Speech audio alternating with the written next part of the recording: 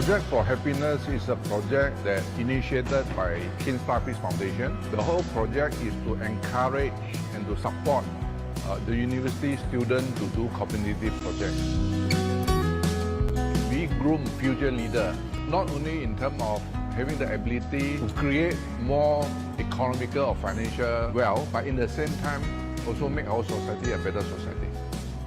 Today's event, I think, is very inspiring. They put a lot of effort. They have actually identified problems and issues in the community, and they work hard to come up with solutions.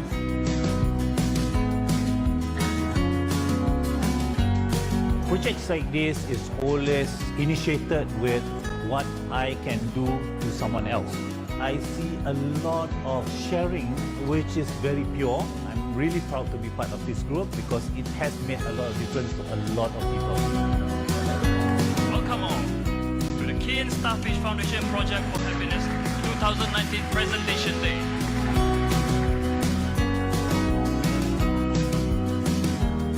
In the last 6 years, we have sponsored altogether 125 projects. I must say that I'm really totally impressed with what we've seen today. It's really mind-boggling to see young ones come up with ideas. You can see that there are many talented students. There are many passionate people that can actually be very creative and innovative. Together, we know we can make a difference. It's never too late to do good, but earlier. If you ever want to start your own business, you can always start a business and think of your pet project. For me, my pet project is Unity. Think, what can I do to create value? When you have that value, you can do your Kin Foundation. You can help.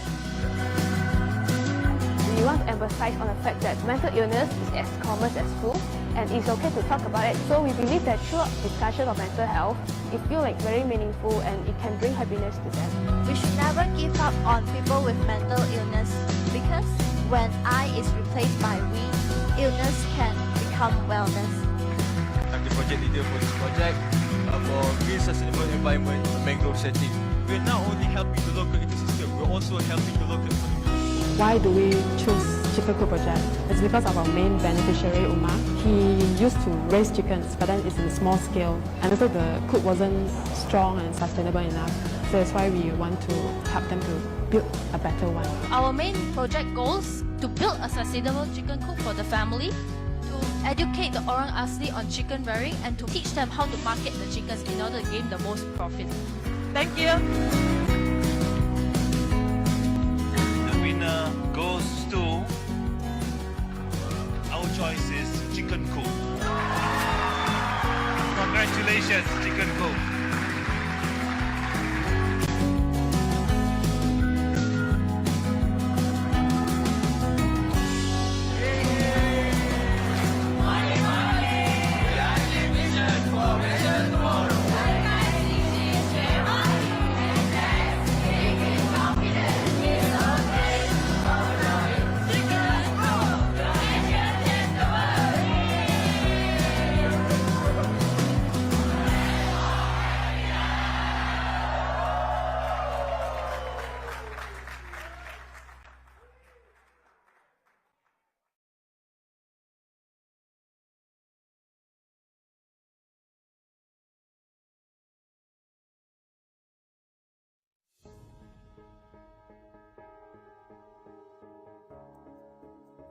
Projects for Happiness by Starfish Foundation that brought all these young people together and has been around for the last 5 years. I think it's a very, very important effort, and I hope more people will be involved.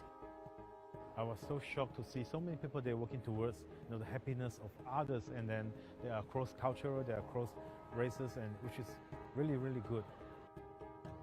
Happiness signifies not just a personal worth, but it is something about sharing with a larger community. They has expanded in the sense of like there are more projects now. I think the awareness has spread through one university or even to a different region like East Malaysia. And this year I noticed also that they are covering more areas. 2 universities are doing mental health. environmental, clean the river, plant mangrove tree, is something more relevant and realistic.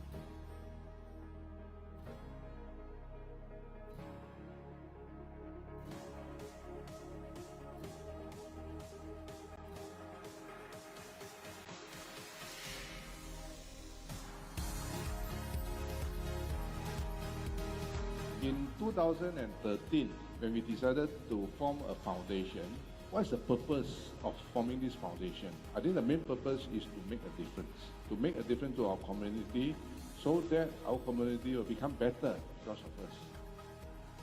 I've seen so many very relevant projects that you guys, students, are giving your thoughts on how to solve problems of the environment, of the society, of the economy even. All right, come together with me. 1, 2, 3. All right, ladies and gentlemen, so how do you like the new logo? Our main objective of our project is to help the non-Chinese students from the Chinese school to get them interested in learning Mandarin.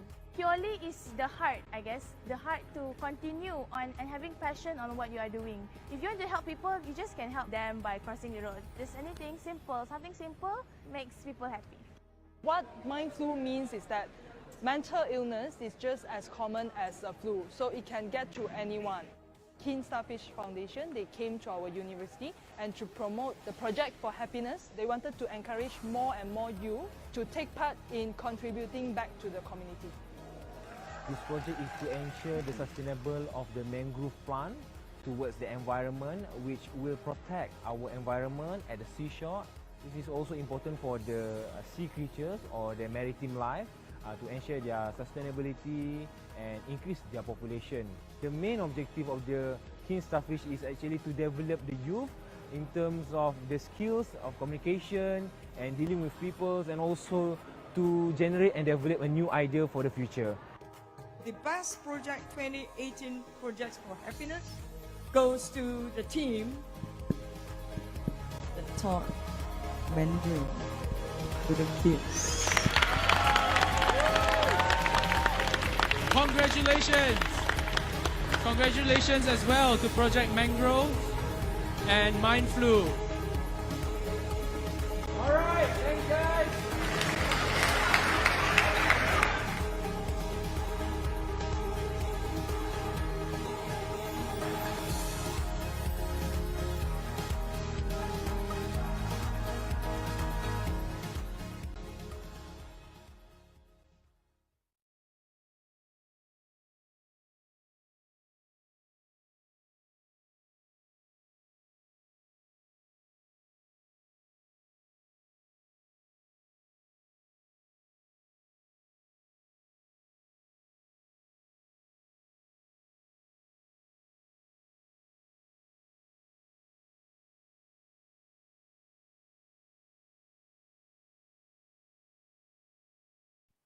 Assalamualaikum and a great morning, everyone.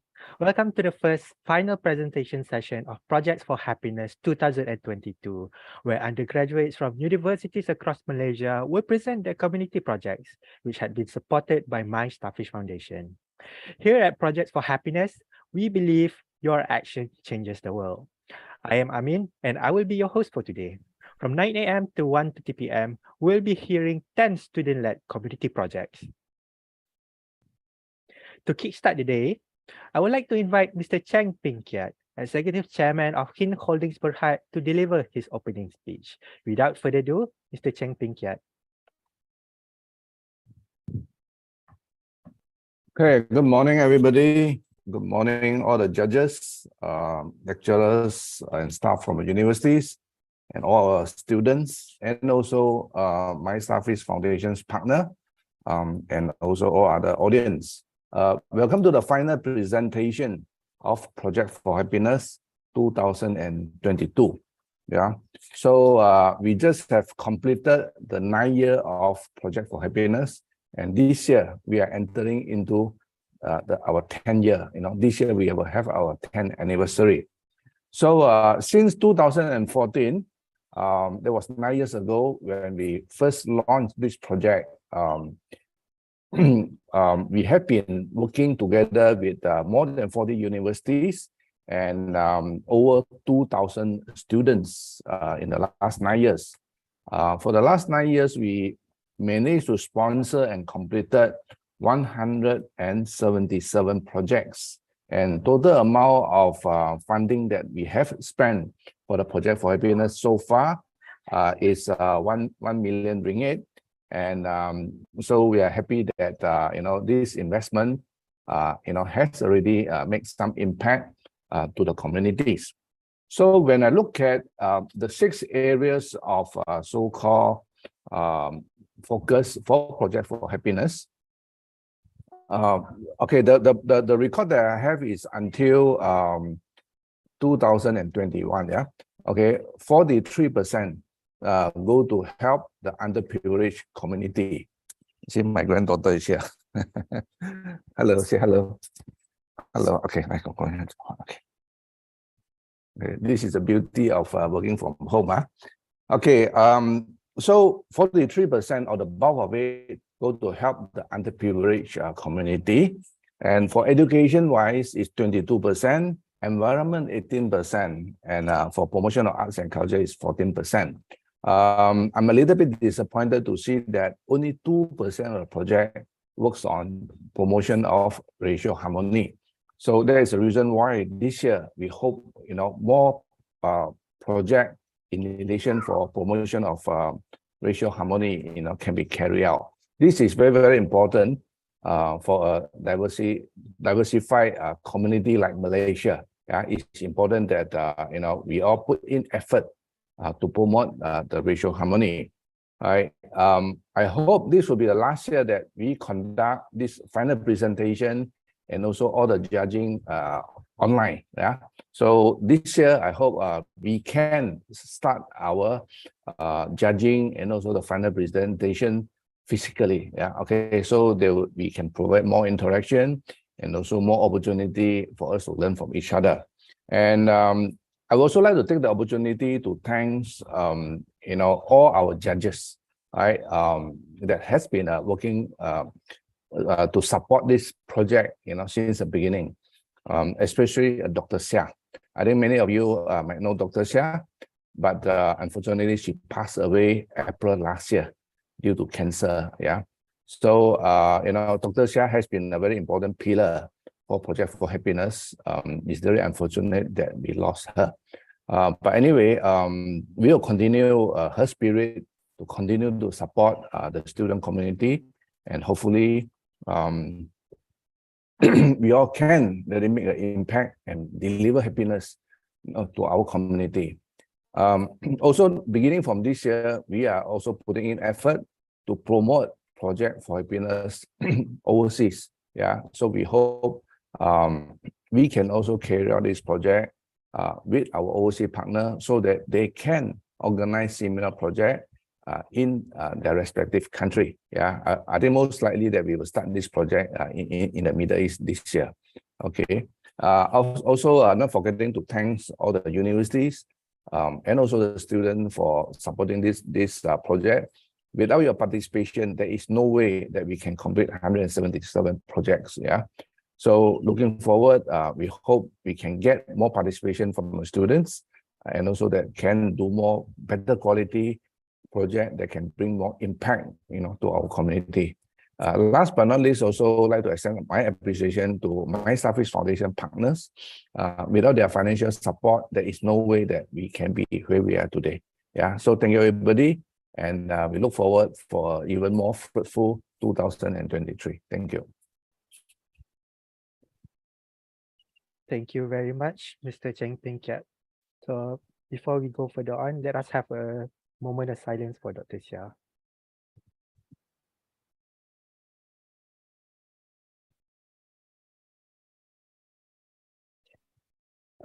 Thank you, Mr. Cheng Ping Kiat. A very wonderful speech summarizing the whole spirit of Projects for Happiness. Ladies and gentlemen, allow me to introduce our panel of judges today. First and foremost, Mr. Cheng Ping Kiat, Executive Chairman of Kin Holdings Berhad. Professor Madya Dr. Wan Zuhainis binti Saad, Director for Academic Excellence Division, Ministry of Higher Education. Mr. T. Lee Meng, Business Consultant and CEO Coach, and also Mr. Ding Lee Leong, Chief Editor cum Senior General Manager of Oriental Daily News. Before we proceed further, let us have a group photo session. We would like to invite our honorable judges and participants to turn on the camera.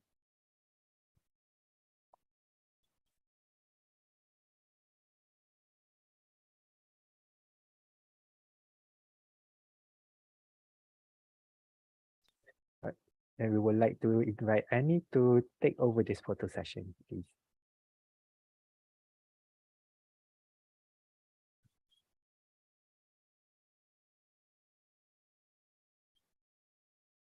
Can't hear you. Annie can't hear you. Right. Hold on. Let me just move very fast.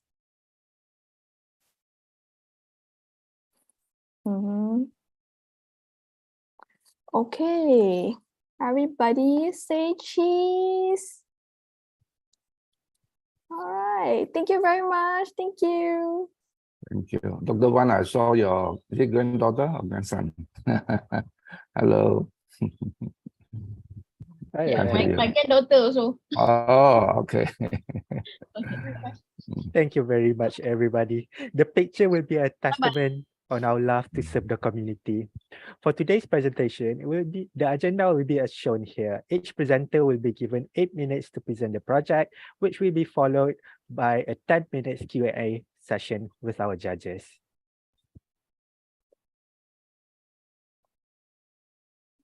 For our first project of today, language mastery and technological literacy is a must for modern day students, especially in the current learning environment. To reveal the hidden potential of students, let us invite Hafizah Nazira Firdaus from Universiti Malaya to present the project Pearly Starfish. Hafizah, the classroom is yours.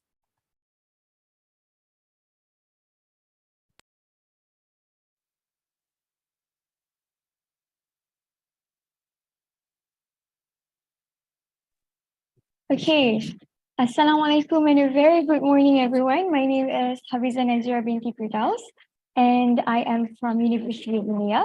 So today I will be taking over to present my project, my group's project, entitled The Pearly Starfish. Okay, so SK Dato' Haran Satu is a school situated in Petaling Jaya. There are urban poor learners, some who are orphans, who attend the school amongst the rich PG community.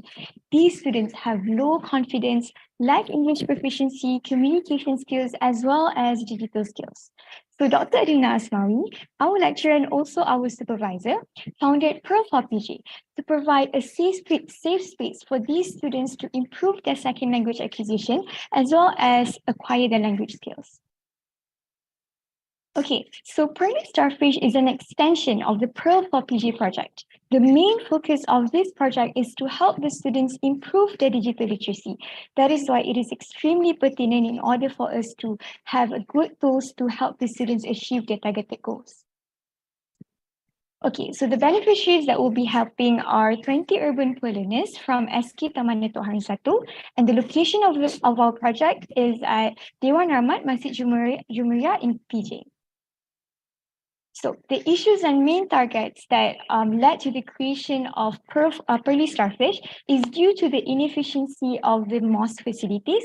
First of all, the MOS projector just takes extremely too long to get ready. That is why we focus on obtaining a projector.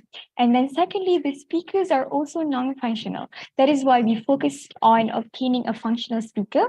And lastly, the students have to share my iPad and the other teachers' laptop in order to have access to their digital media resources. So we focus on obtaining enough digital tablets or laptops for the students to use. So the process of the project mainly focuses on 3 things. First of all, the ongoing lesson. So since Pearly Starfish is an extension of the Pearl for PG project, all the laptops, the speaker and the projector are all integrated within the lessons. And then secondly, we also focused on obtaining the 10 used laptops directly from MSF.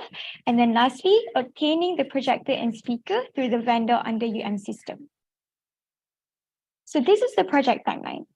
In August, we launched our crowdfund. Fortunately, in under just 3 days, okay guys, in 3 days, we managed to achieve our targeted amount of money.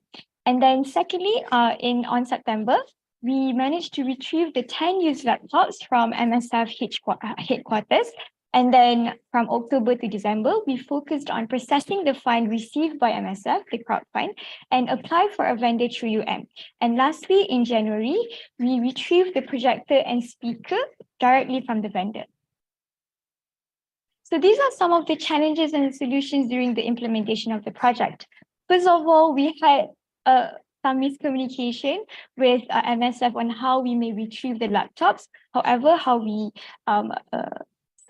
we overcome this is by constantly communicating, constant clarification on how we may obtain the laptops. And then secondly, the lack of time. We only have about a year with our current students. That is why I still remember my students keep on asking me, teacher, you promised us the laptop, you promised us the tablet, when are we going to be able to use it? And I remember feeling really bad for about that month because we weren't able to get the laptop. However, as soon as we retrieved the 10 used laptops, the projector and speaker, we managed to fully utilize it inside our lesson. And then lastly, inefficient system. We kind of like had a really tough time to process the fund and also finding the right vendor to buy our projector and speaker. However, we asked help from Dr. Adelina to rush things a little bit, and we managed to get the projector and speaker within the time frame. So this is the project outcome. First of all, multiple lessons are done using the 10 used laptops. These are all the pictures that we took during the lessons, and the students had so much fun. We taught them Canva, we taught them how to create their own posters, and then these are the projector and speaker that we use for the presentations. We taught the students how to make the slides through the laptop, and we use the projector for the presentations, and the speaker are mostly used for listening tests. And thirdly, lastly, we got exposure from multiple news outlets. Due to the help from MSF, we were interviewed by Selamat Pagi Malaysia, and also a lot of articles were posted regarding our project. So these are the feedbacks from the beneficiaries. So as you can see here, the feedbacks were very positive. The parents also loved the laptops that were used by their children, and overall, we had such positive outcome. So this is the financial report. So since we only have to buy a projector and speaker, we don't really have a lot to spend. And this is basically the entire expenses. So enjoy the video.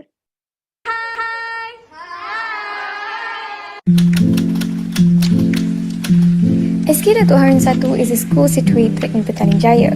There are urban poor learners who attend the school amongst the rich PJ community. These students have low confidence, lack English proficiency and communication skills, as well as digital skills. Dr. Adelina Asmawi, our head of project, has created Pro4 PJ, a project that aims to help these students improve their second language acquisition, self-confidence and love for language by providing a safe space for them to acquire the language skills. The volunteers for the project are 3 B.Ed TESOL students of Universiti Malaya who are pedagogically trained in teaching and assisting second language learners. However, the volunteer teachers struggle to create activities that marry both English language and digital skills for these poor learners. They often struggle with using the projector provided at the mosque, and the speaker is non-functional. Moreover, when exposing learners to digital literacy, these learners had to share the teacher's iPad and were unable to fully experience learning at its best. This is where the extended project comes in. Pearly Starfish is an extension of the Pro4 PJ project, aiming to help these students' learning needs by exposing them to digital literacy. Thus, having good tools to aid their learning is extremely pertinent to achieve the targeted goals for the students. Regarding our project progress, on the 1st of August, we launched our crowdfund. After only 3 days, we managed to obtain sufficient money to buy the required projector and speaker. Then, on the 29th of September, one of our volunteer teachers retrieved the 10 used laptops from MSF HQ, and we had our very first lesson using the laptop on the 1st of October. Then finally, on the 13th of January, after months of waiting, we finally got our hands on the new portable projector and speaker. We had our first lesson using them on the very next day. Assalamualaikum. Nama saya Muhammad Idris. Nama saya Muhammad Haris bin Muhammad Fauzi. Saya rasa bersyukur dan seronok kerana saya dapat belajar menggunakan laptop. Banyak yang saya dapat belajar. Saya buat pertama kalinya dapat explore penggunaan laptop ini ketika belajar. Antara yang saya dapat buat adalah poster yang boleh diubah sesuai mengikut kehendak saya sendiri. Pada semua guru-guru Pearl, saya ucapkan terima kasih kerana dalam program inilah saya dapat meningkatkan penggunaan bahasa Inggeris saya. Terima kasih juga pada Teacher Fiza, Teacher Nakib dan Teacher Anakin. Terima kasih cikgu. Project of Pearly Starfish, I think I developed myself as a tertial student to develop lesson plans based on digital literacy, and with the help of Starfish Foundation, we actually help not only just me but also like around 20 students on teaching them digital literacy through the donation of laptop and also projectors. Thank you. Starfish Foundation have been helping me a lot in their involvement for our project. Addition of laptops and also all the support that Starfish Foundation has given us, that we can feel the sensitivity behind them in approaching our students, in approaching young teachers such as ourselves.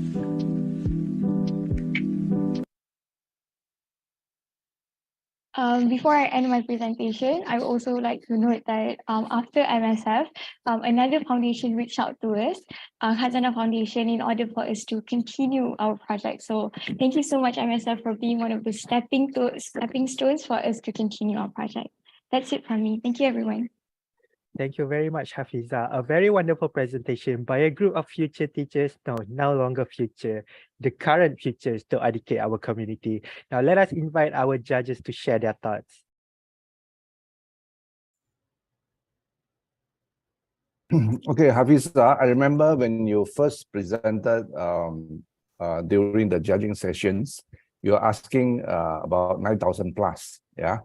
You want to buy 5 iPad and spend a lot of money there.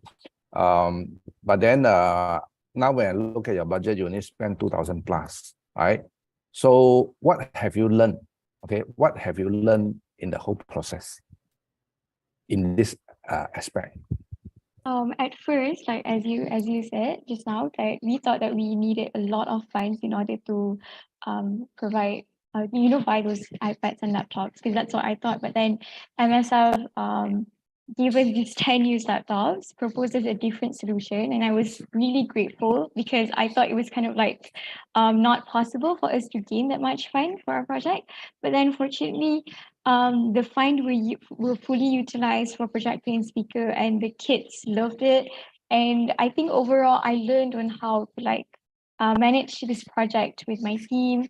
We learned on how to reach out to other people like MSF, how to deal with MSF, how to, like I said just now, we had a bit of miscommunication on how to get the laptops, but fortunately after some time we got it. So yeah, I'm very happy with the outcome. Okay, you see, basically what I'm trying to say is that time and resources are never enough, right? So it's important for you to think out of the box. Okay, there are many ways to skin a cat, right? Of course, the easiest way is to spend all the money and buy all the laptop and do it. But then resources is never enough. I think I hope through this so-called project, you all can see this important so-called lesson. Yeah. Okay, there's no more question for me. Hafiza, I just want to congratulate. When you were presenting, I have a lot of questions, on the results, on what's next. I think you did answer it. And I think the biggest learning lesson often is not just the tools, the results, and what you have made a difference. So that is the message that we often want to project, and you have done well on this. Congratulations. Thank you. Hello, Hafiza. Hi. So, if you were to congratulations on your project. If you were to improve, because based on your experience doing this project? If you were to improve, what will be your view? What are the things that you think that you can improve? I think overall, personally, my time management, also my team's time management, because our time was very limited. So I think overall, because this is one of the main project, one of the biggest project in my university life. So I think I would improve more in terms of my time management, how I deal with other representatives from other organizations. If I were to reflect back. Thank you.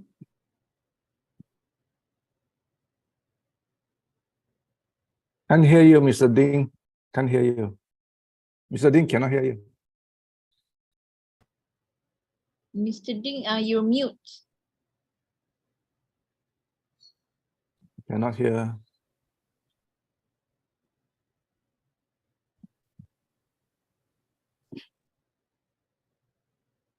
Mr. Ding, it's time for you to change a new computer. Mr. Ding, may I suggest you to take off your headphone to plug out your headphone. And please try again to unmute yourself.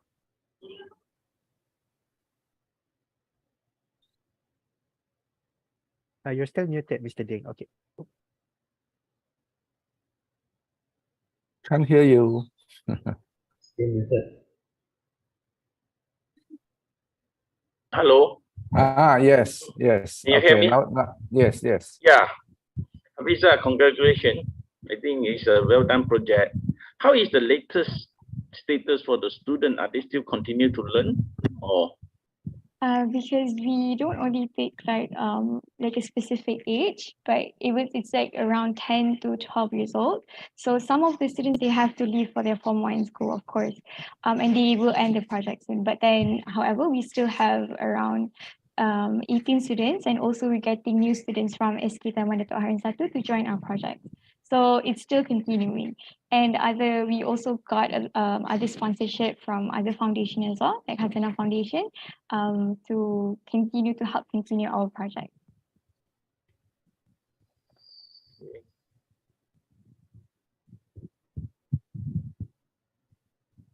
that's all. Thank you.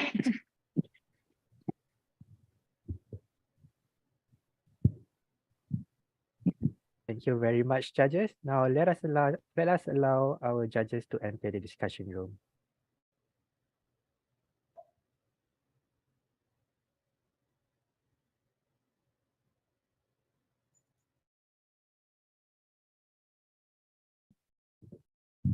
All right. Meanwhile, Hafiza, are you still there?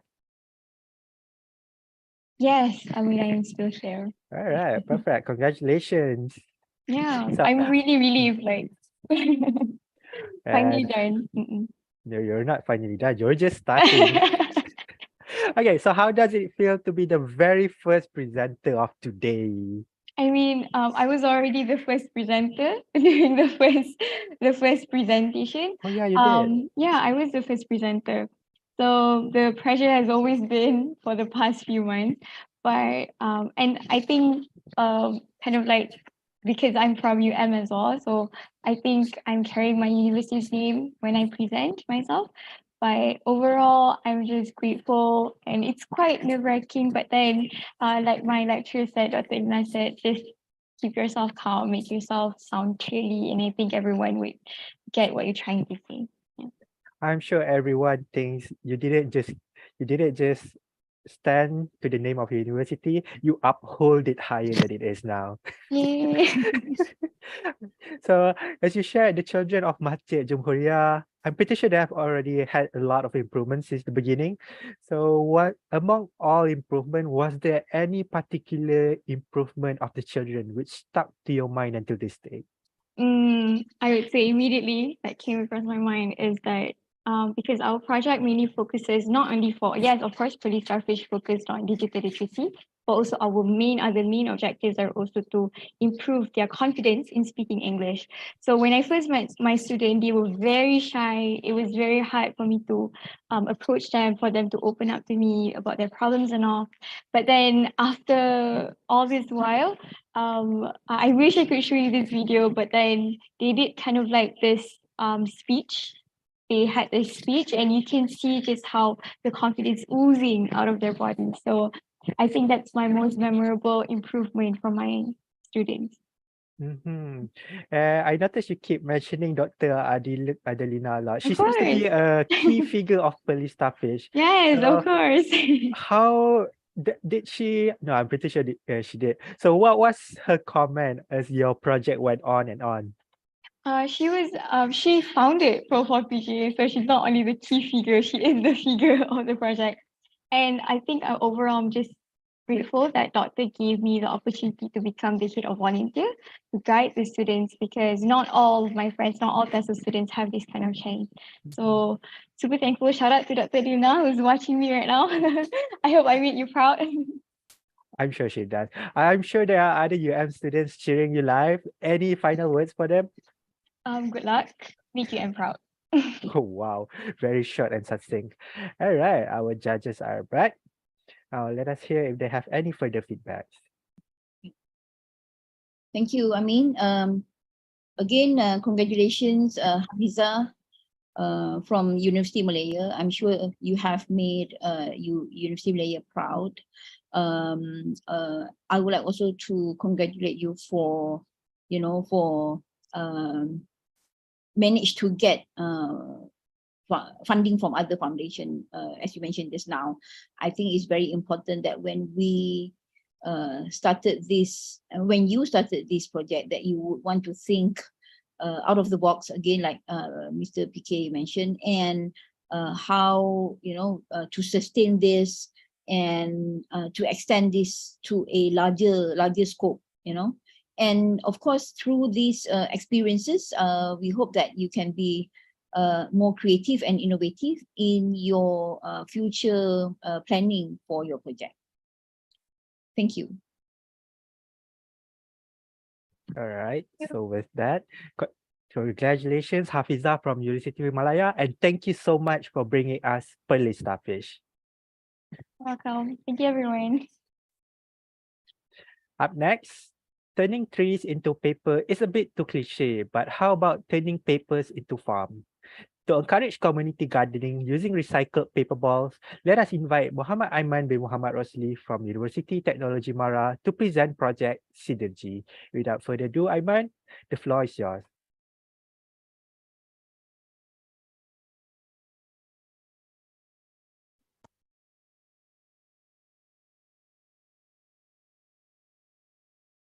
Year by year, as Malaysian population increase, the amount of solid waste generated tend to increase.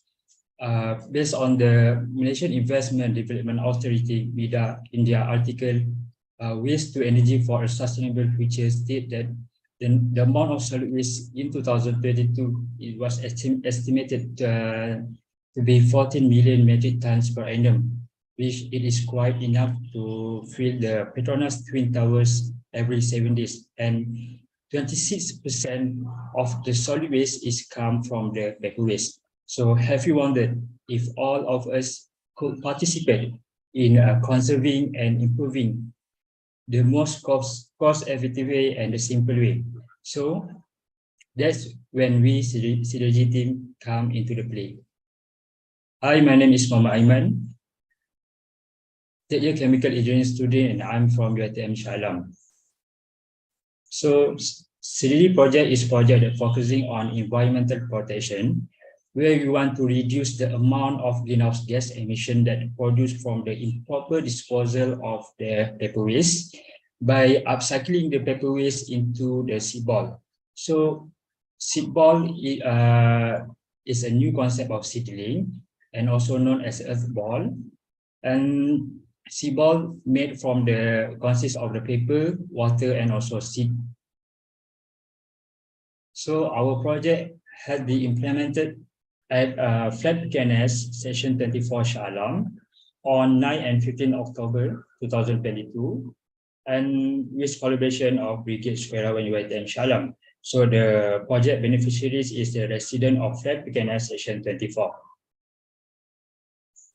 So the expected outcome from this project is the community can utilize the paper waste into the seed ball, which could help less their expenses on the groceries by involvement of the community in horticulture. So the challenge that we face, so the progress of process of the Seedergy is come from is so the process of the Seedergy project. Firstly, we have been invited to join the annual grant meeting with a flat committee. They'll be invited by the head of the committee flat, Encik Halim, on 25th September 2022, which I have been given opportunity to brief our Seedergy project to the committee, and also we brought Seedergy prototype to the committee to show the effectiveness of this seed ball.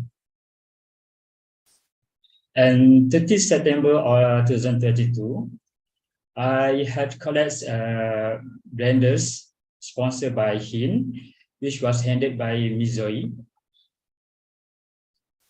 And 9 October 2022, where we had common work with community, when we working together with community to clean the community garden. For example, we sweeping the dried leaf, we picking up the rubbish, and we also raising a plant gardening bed according to the layout. And at the end of the day, we also take a group picture with a committee of flat PKNS.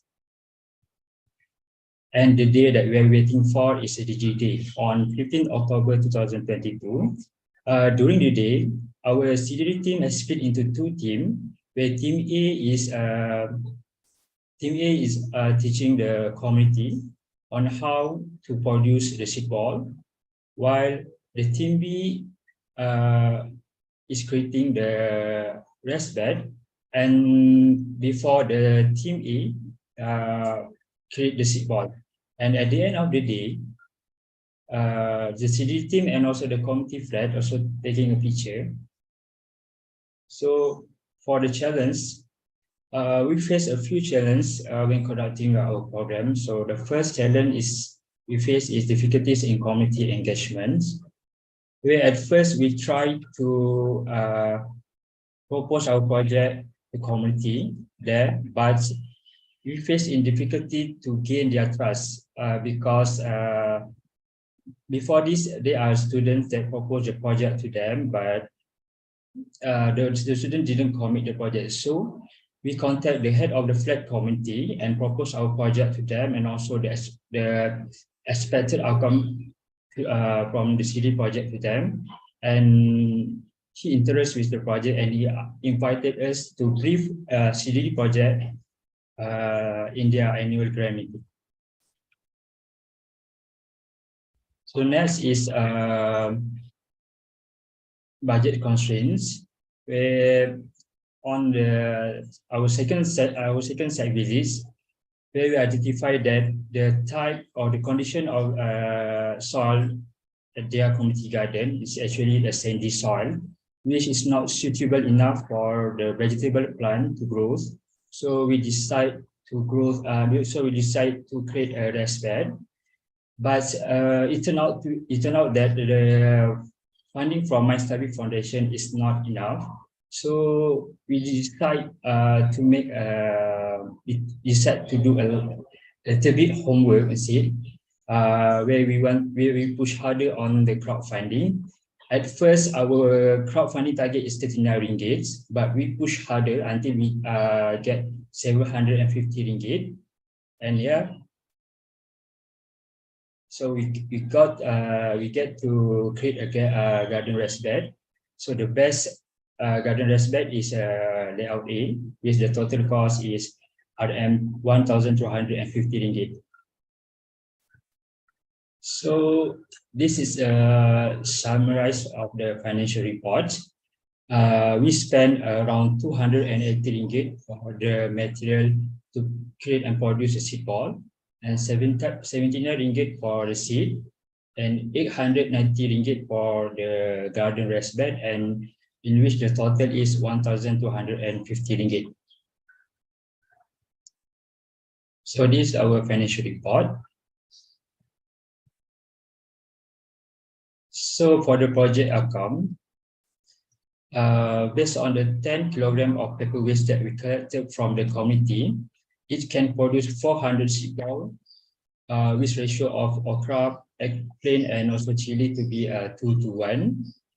And as you can see in the picture, the okra and the chili, the okra, chili, and also the eggplant is grown.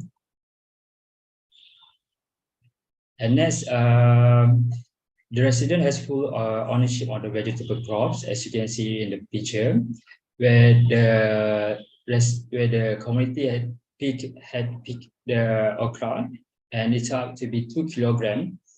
And also the committee has started a different gardening project in the community garden, as you can see in the figure 16.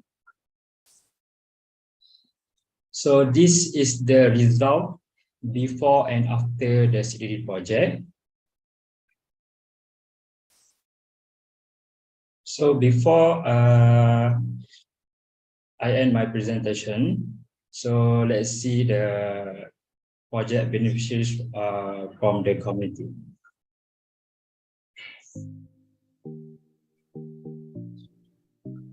We've all heard how Mother Nature is dying, but have you wondered how all of us could participate in conserving and improving the environment through the most cost-effective way? That's when we, the Seedergy team, comes into play.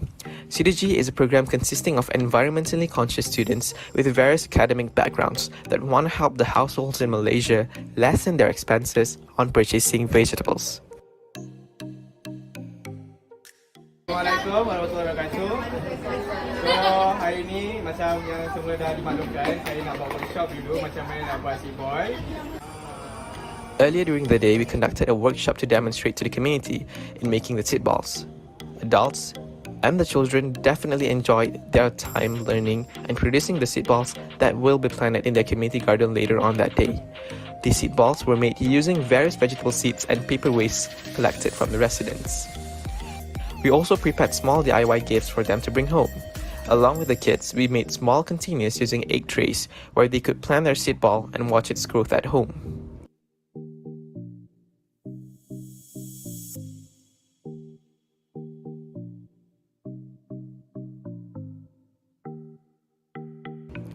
We also played with dirt at the community garden when preparing the planting beds. We have all put in a lot of blood, sweat, and tears in preparing the beds. Once done, the children then planted the seed balls made earlier in the soil.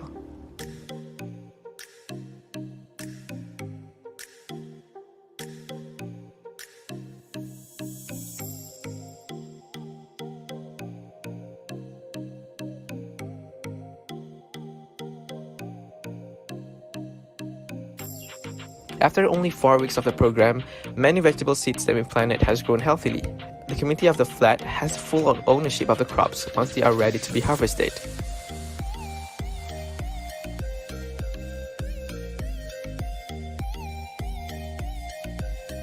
Now, let's hear the thoughts on the program. One of the questions that were asked to the residents is their personal opinion on the program. According to them, we never had a project like Seedergy being held there before, and they really loved the thought of meeting and exchanging ideas with university students to improve their surroundings. They also stated that they hope that the program can be done more often in the near future, as there are higher chances of achieving more involvements from the residents of the flat now. That's all from us. Thank you. So that's all from me. Thank you. Thank you very much. A seed ball here, a seed ball there. There shall be farms everywhere. Now let's allow our judges to share their feedback about your project. Please, judges.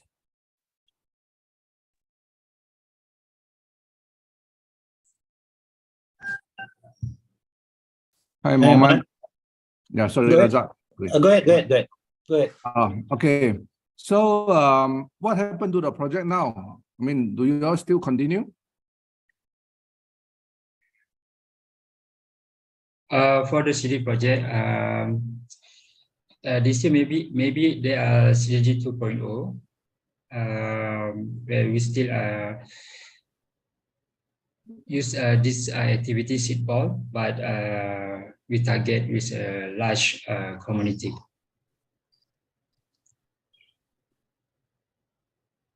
Okay, Razak, over to you. Okay, thank you. Assalamualaikum. Good morning. Good presentation, Aiman. And thank you for taking this step to empower people to produce food. Same question with PK. What is the status now? And if you could, just for our comprehension, ask them to take the latest photograph and post it to us just to find out. But as all the projects are sought, is there a tabulation of kilograms of food that they have produced over a certain time frame? Is there a basic calculation that you all did?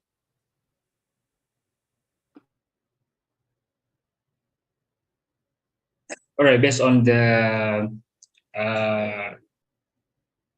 what the committee give to me, which is they had pick up the crops, which is okra, and it was estimated that the okra is around 2 kilograms. And also for the germination rates, it was estimated that the okra is around 63%, and for eggplant is around 69%, and also for chilies is around 62%. Okay. Since you mentioned it, can I indulge everyone for the details when you say about the calculation and get germination rate of average about 62%? Have you compared that without the ball, as in planting direct? Do you have a comparison between a ball and without the ball? Oh, sorry, we just use the seed ball. Okay, fine. Thank you. Thank you. I'm done. I'm on the same track with Razak. Yeah, the learning, of course, is the contribution is one thing. I commended you for contributing that part, the consciousness of growing, being green, recycling. Yeah. But my question still remains as per Razak, as university students, we are always curious on findings. Yeah. So the question between your method of sowing processes versus conventional. So this is maybe the question that as students I would be very curious, to find out, whether is there any significant difference? What are the learning, about using seed ball versus conventional? So maybe this is something you need to pick up from here again. Yeah. All right. Yes, I also would like to echo Mr. Razak and Mr. T's view on this, because okay, we know that you are on your second year of chemical engineering students in UiTM. I think besides the idea of helping the community and also to reduce waste, as you mentioned, you have to have that element of research to be infused in your project. This is what we call, research infused project, where you will be able to develop all these critical thinking, problem solving, and at the same time, think of how we can sustain this. You were saying that you might be, will be able to do it in the larger scope, but meaning that probably you have not planned it. But I think it's important now. You have to think on how you can scale up and how to sustain. Okay, Aiman? Okay, Aiman, we just planted this sense of research and curiosity, into you. So you got to pick it up from the next stage. And we want you to continue, certainly.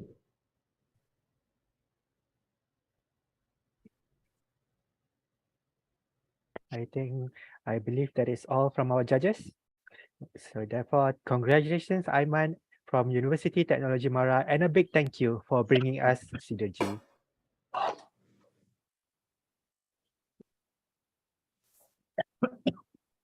Using plastic bottles for greenhouses, is that actually possible? Apparently, this project says yes. For bringing awareness of environmental protection to the community, let us invite Amira Shazana from Universiti Malaysia Sabah to present the project, Green Nature for Better Future. Amira, the floor is yours.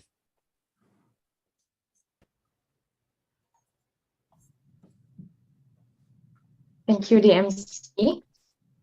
Today, I bid the honorable judges, timekeeper, and to everyone. We are Green Nature for Better Future, and we are back again. As a brief intro, our project is about building a greenhouse with recycled plastic bottles to reduce pollution of plastic bottles and to raise awareness, besides to educate the Kampung Teluk Layang community, which consists of a total of 100 families and 40 families. The reasons are firstly, to provide the awareness to the community, besides to enable the community to start planting, also to save the fast depleting landfill space, and to promote a sustainable lifestyle for the community, and finally as a crop protection from any predators. And the expectations are to reduce plastic bottles eventually, besides to longer growing seasons for the crops and to nurture future generations.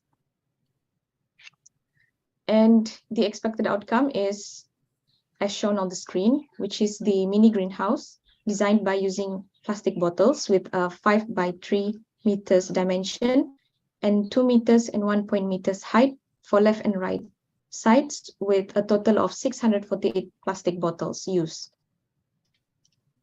So the process of this journey started off from the proposal and budgeting collection, and then to the materials and equipments were collected and site inspections were done. And then we set up frame with PVC pipes and the legs of frames supports.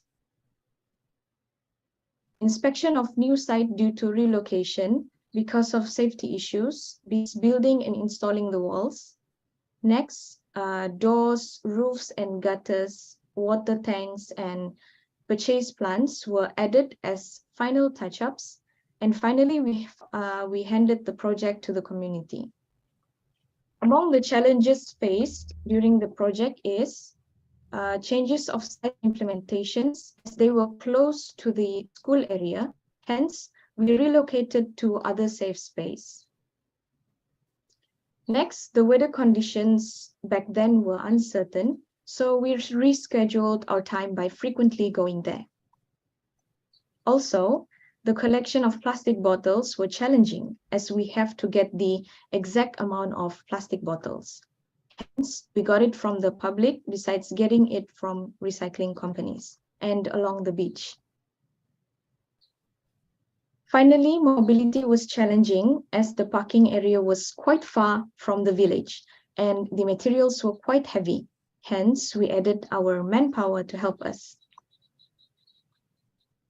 This resulted in the success of plastic bottles implementation on the walls of the mini greenhouse, besides the success of exposing the community related to environmental concerns. This is the view of the mini greenhouse from the side and from the front view. We received positive feedbacks from the Borneo Comrade members, the dean of our faculty, and the villagers themselves, saying that overall, they were satisfied of the idea implementation. Finally, we succeeded in utilizing fully the fund provided by My Starfish Foundation with a total of 2,249 ringgits to buy the materials and equipments and the plants. To conclude, Let us enjoy our video of this project's journey. Hello and a good day from us, Green Nature for a Better Future. For this project, we are proposing to build a mini greenhouse by using recycled plastic bottles. We choose Kampung Tuluk Layang for the implementation of the project. It is a village for a community of stateless people who do not have an identity that stay in Sabah. This mini greenhouse will serve as an exposure for them to comprehend more about environmental concerns. From the first week of our activities, we are doing site familiarization, which is preliminary site clearance and collection of plastic bottles. We started setting up the frame of the greenhouse using PVC pipe and installed the legs for the frame as a support. However, on the third week of our implementation project, we discovered that there is a safety risk of doing our project at the first location. Hence, we relocate our site and do reinstallation of legs for the frame as a support on the new site and directly fabricated the bottle walls for the structure. After completion of the structure, installation of the wall on the site begins. Then, continue on the fifth week, which already completed the installation of wall, door, roof, and gutter. Purchasing and planting plants and installation of a water tank also completed in that week. Jadi selepas daripada kami punya implementation projek kami, adakah anda berpuas hati dengan idea yang kami buat? Berpuas hati lah untuk kebaikan orang-orang kampung. Ya, sangat berpuas hati dengan bersama dengan mahasiswa. Saya rasa ini adalah satu yang sangat baik. Niat kita menyampaikan dan bagaimana ilmu digunakan untuk kesejahteraan hidup dan keharmonian hidup mereka. Starfish Foundation. Terima kasih cikgu. Bye-bye. Bye. Bye-bye. Bye-bye cikgu. That is all from us, Green Nature for Better Future. Thank you. Thank you, Noliana. Now, from plastic bottles to greenhouses to the community, let us invite our judges to share the bottle-up questions. Please, judges. Go ahead. My first impression of your greenhouse. Now, the purpose of greenhouse is protection, right? I saw there's a lot of gaps in between. Are the gaps actually a problem? Are they filled up? Because the whole purpose of greenhouse is actually all about prevention of predators and pests. But looking at the picture, I see that especially the bottle and the papers, there's a lot of gaps. Have you actually used a greenhouse or not? Previously, no. So you have not actually tested out the greenhouse? Yeah. Okay. Raza, over to you. Same question I had. You need to, I guess, now look at the outcome of your project in terms of using it as a greenhouse. I mean, it's highly commendable that you guys are doing the recycling of bottles, which is highly respected and good, because then you're taking away that particular aspect of saving the world. However, the idea behind a greenhouse is to protect against pests coming in. So those gaps are obviously gonna still allow pests come in. Yeah? So that's one. You got to check what's happening in the plants at the plants after you do this kind of projects. Yeah? The second question I have is, I don't see the ventilation, because you see the idea of a greenhouse actually muted in other parts of the world, not tropical. So technically, when you build a greenhouse, it will warm everything up. That's why they call the greenhouse effect. Yeah? So by having so, if you don't have a proper ventilation, the plants will actually suffer dehydration, meaning that it's too humid for them and they might have issues of growing because it's too humid. So those kind of technicalities is probably the next things that you have to look at and revisit the project and find out what exactly is the outcome of your such project. Yeah? But otherwise, recycling 400 over bottles is a good thing as far as I'm concerned. Thank you.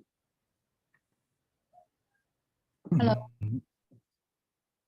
Can you hear me? Yes, Doctor. Yeah.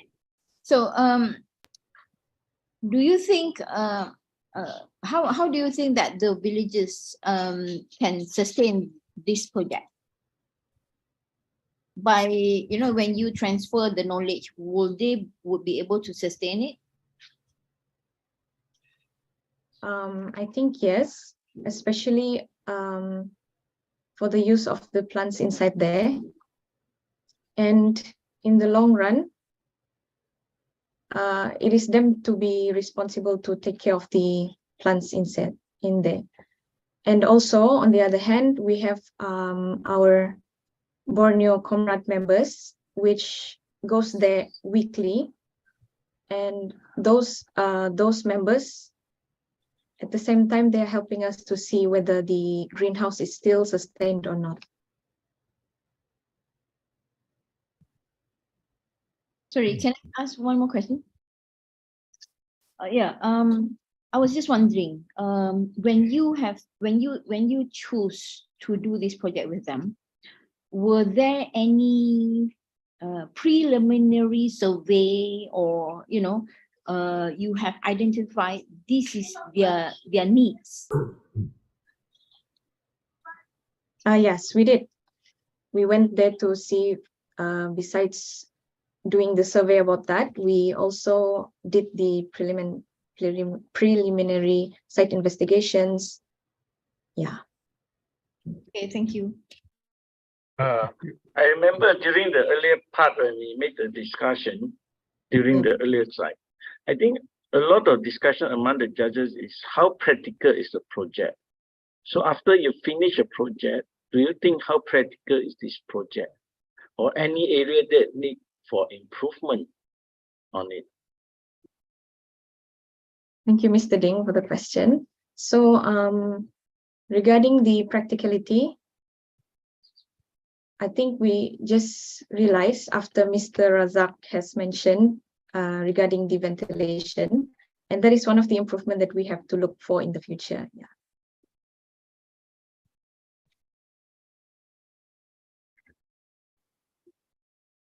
Okay. I think it's a good project that you can you actually involve the community.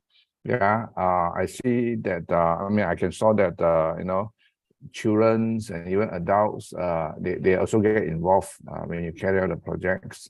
I think all these community projects would definitely be more impactful if you can bring the community to involve in carry out the projects. But somehow I still think that the greenhouse projects, whether or not this is something that is needed, by the community, and whether you actually produce the result that you intend that you intended to produce. Okay. Like what was shared by Raza just now, most of these greenhouse are actually built in the colder places, right, where there is a problem. Over here, we need the hot sun, we need all these things. Yeah. And but anyway, I think it's a good learning. It's a good learning for the students. Yeah. Thank you. All right. So I believe those are all our feedbacks from the judges. So congratulations, Amira Shazana from Universiti Malaysia Sabah, and a big thank you for bringing us green nature for better future. Thank you, everyone. Ladies and gentlemen, let us have a short 10-minute break before we continue with more projects for happiness for our community.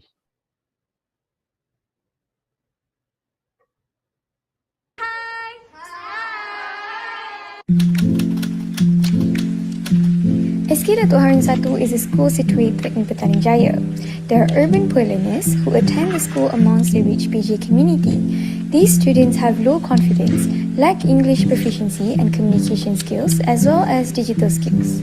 Dr. Adelina Asmawi, our head of project, has created Profile PJ, a project that aims to help these students improve their second language acquisition, self-confidence and love for language by providing a safe space for them to acquire the language skills. The volunteers for the project are 3 B.Ed TESOL students of Universiti Malaya who are pedagogically trained in teaching and assisting second language learners. However, the volunteer teachers struggle to create activities that marry both English language and digital skills for these poor learners. They often struggle with using the projector provided at the mosque and the speaker is non-functional. Moreover, when exposing learners to digital literacy, these learners had to share the teacher's iPad and were unable to fully experience learning at its best. This is where the extended project comes in. Pearly Starfish is an extension of the Profile PJ project, aiming to help these students' learning needs by exposing them to digital literacy. Thus, having good tools to aid their learning is extremely pertinent to achieve the targeted goals for the students. Regarding our project progress, on the 1st of August, we launched our crowdfund. After only 3 days, we managed to obtain sufficient money to buy the required projector and speaker.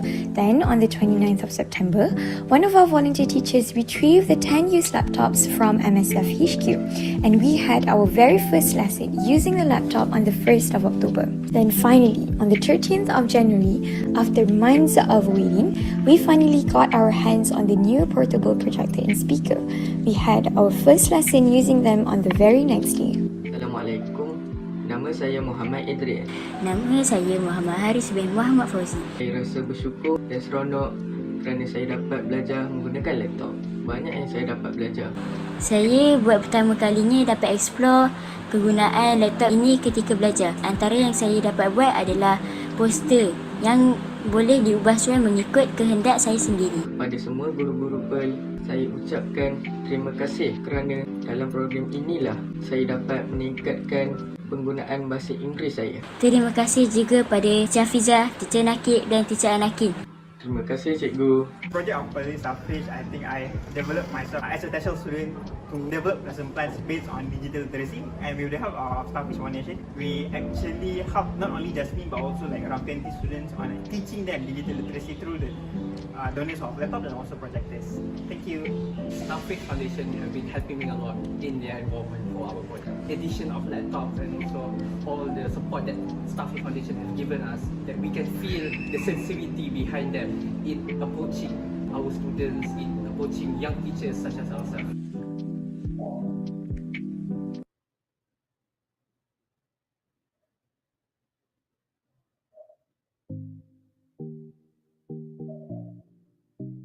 We've all heard how Mother Nature is dying, but have you wondered how all of us could participate in conserving and improving the environment through the most cost-effective way? That's when we, the Seedergy team, comes into play. Seedergy is a program consisting of environmentally conscious students with various academic backgrounds that want to help the households in Malaysia lessen their expenses on purchasing vegetables. Assalamualaikum warahmatullahi wabarakatuh. So hari ni macam yang semua dah dimaklumkan, saya nak buat workshop dulu macam mana nak buat boy. Earlier during the day, we conducted a workshop to demonstrate to the community in making the tit balls. Adults and the children definitely enjoyed their time learning and producing the seed balls that will be planted in their community garden later on that day. These seed balls were made using various vegetable seeds and paper waste collected from the residents. We also prepared small DIY gifts for them to bring home. Along with the kids, we made small containers using egg trays where they could plant their seed ball and watch its growth at home.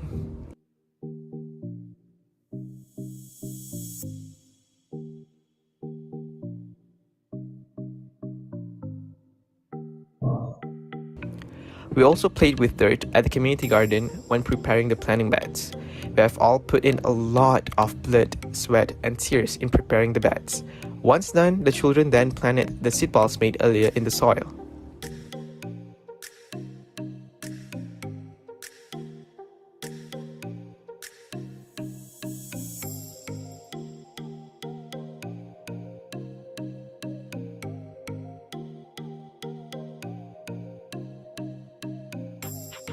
After only 4 weeks of the program, many vegetable seeds that we planted has grown healthily. The community of the flat has full ownership of the crops once they are ready to be harvested.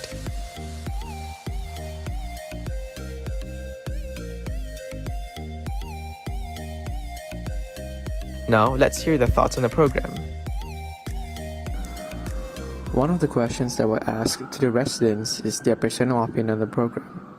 According to them, they never had a project like Seedergy being held there before, and they really loved the thought of meeting and exchanging ideas with university students to improve their surroundings. They also stated that they hope that the program can be done more often in the near future, as there are higher chances of achieving more involvements from the residents of the flat now.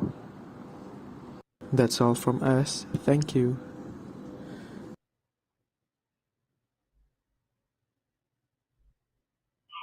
Hello and a good day from us, Green Nature for a Better Future.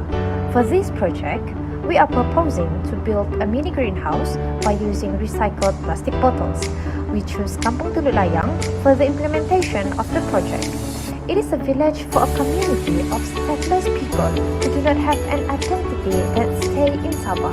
This mini greenhouse will serve as an exposure for them to comprehend more about environmental concerns. From the first week of our activities, we are doing site familiarization, which is preliminary site clearance and collection of plastic bottles. We started setting up the frame of the greenhouse using PVC pipe and installed the legs for the frame as a support. However, on the third week of our implementation project, we discovered that there is a safety risk of doing our project at the first location. Hence, we relocate our site and do reinstallation of legs for the frame as a support on the new site and directly fabricated the bottle walls for the structure. After completion of the structure, installation of the wall and the site begins. Then, continue on the fifth week, which already completed the installation of wall, door, roof, and gutter. Purchasing and planting plants and installation of a water tank also completed in that week. Jadi selepas daripada kami punya implementation projek kami ni, adakah anda berpuas hati dengan idea yang kami buat? Berpuas hati lah untuk kebaikan orang-orang kampung. Ya, sangat berpuas hati dengan bersama dengan usaha mahasiswa. Saya rasa ini adalah satu inisiatif yang sangat baik. Niat saudara menyampaikan dan bagaimana ilmu digunakan untuk kesejahteraan hidup dan keharmonian hidup mereka. Thank you, my Starfish Foundation.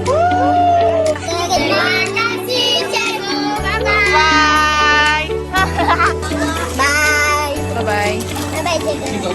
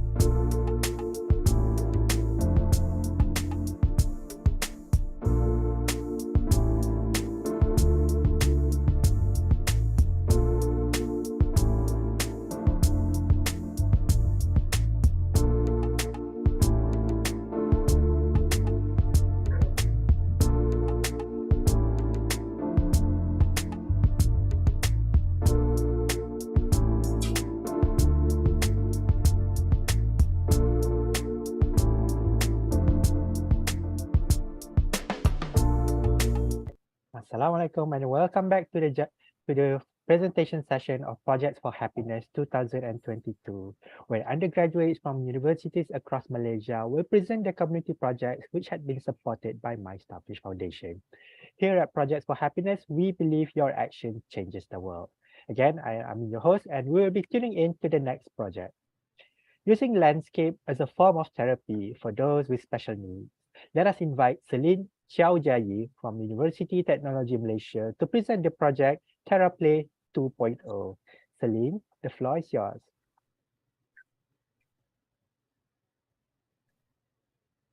Thank you, Amin. So good morning, everyone. We are Theraplay from UiTM, Malaysia. So today we are going to present our project outcome.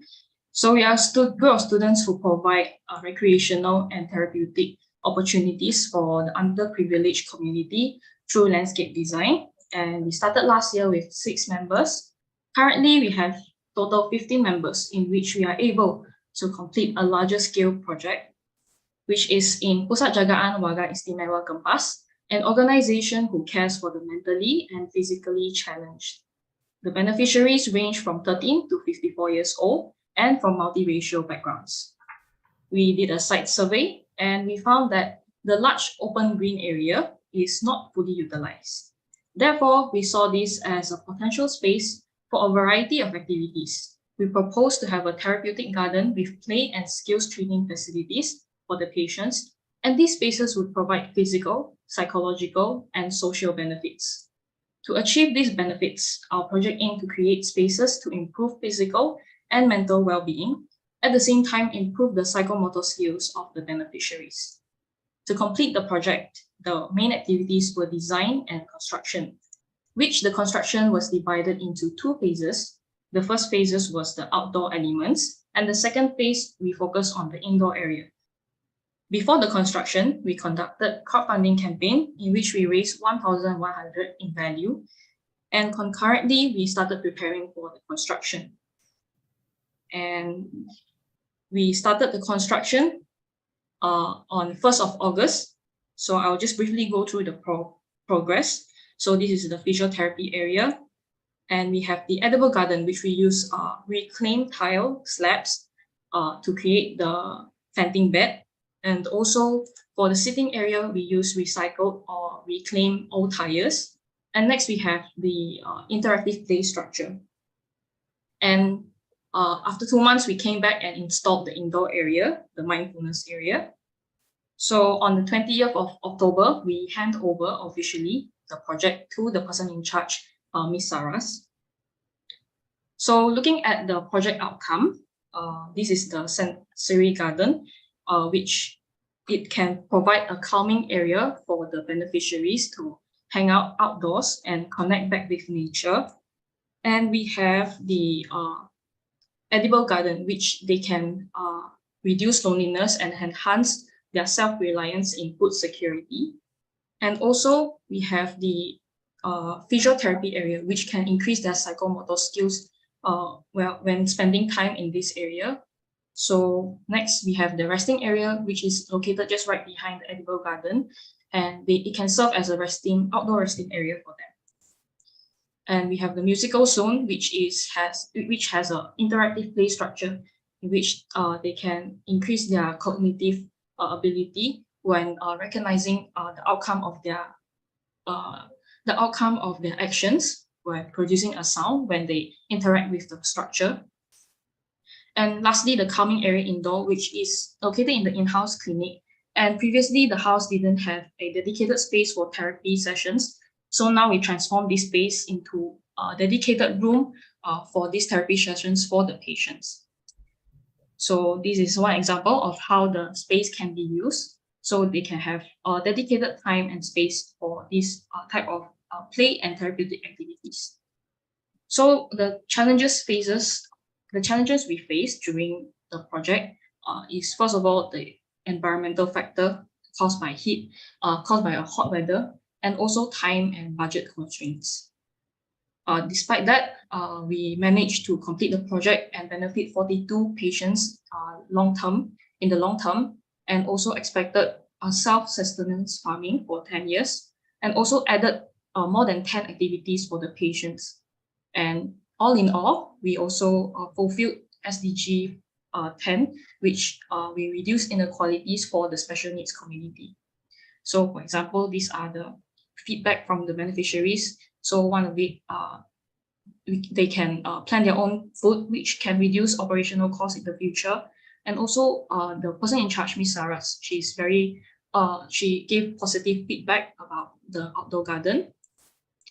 And in terms of outreach, our project has reached out to various parties in terms of consulting about the outcome of the project, technicalities regarding the construction of the project, and also in terms of in-kind donation and financial help. So these are one of the all of the the sponsors that help us to complete this project. So this is the financial implication in which we spent using the crowd-funded money and also funding from MSF for a total of 6,100. So this is the video.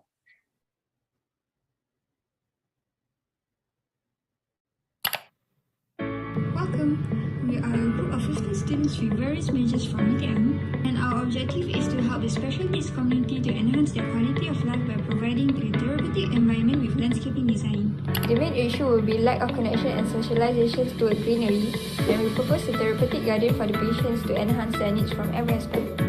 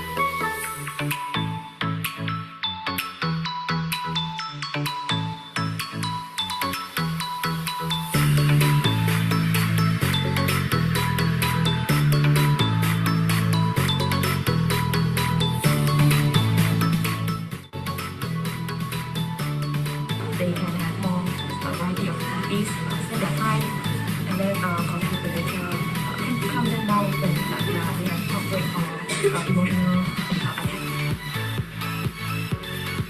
All thanks to our committee and our team members' help and teamwork, we are able to achieve what we planned. You can see that it actually can make impact to the community. Personally, I feel that this project has opened my eyes and mind to fully utilizing my field of expertise in helping the communities in need. And also, I think we have to practice our knowledge in class into our daily life. Thank you so much on behalf of all these from my staff and 42 patients. I will well maintain this place, okay? And I'm not going to abandon this, and I'm going to make it more greeny, and I will be fully utilize this place, and I will make sure all my patients here will get the full benefit. Thank you for all the sponsors who can help to make this project a success. We cannot succeed without the generosity and all supporters. Once again, thank you.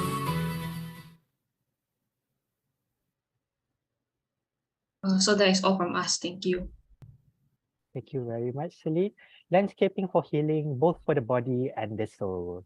Let us invite our judges to share the feedback.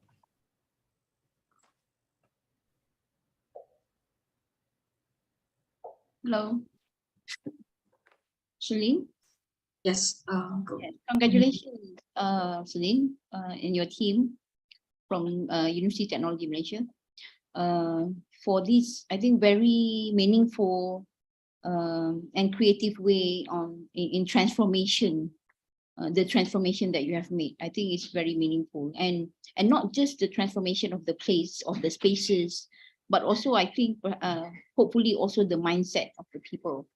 What I would like to know right now, how many people that have not just benefited, but also how many people that have actually really made use of the places that you have developed?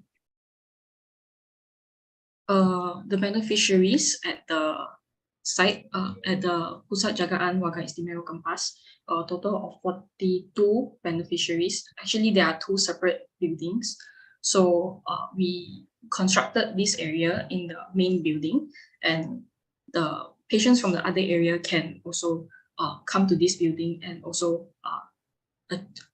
have the benefit of the therapeutic landscape at the site. So a total of 42.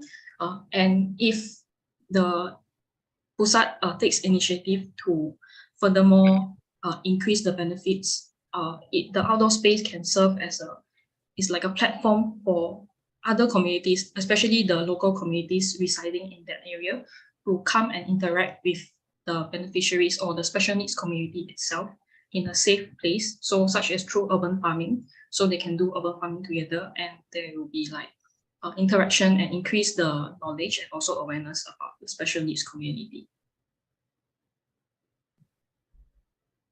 Well, Celine, I'm actually impressed, not only for the creativity and ideas, but you managed to get a team, a very diverse team from different departments. Yeah. So that's something that I'm just impressed. Right? Well done. Thank you.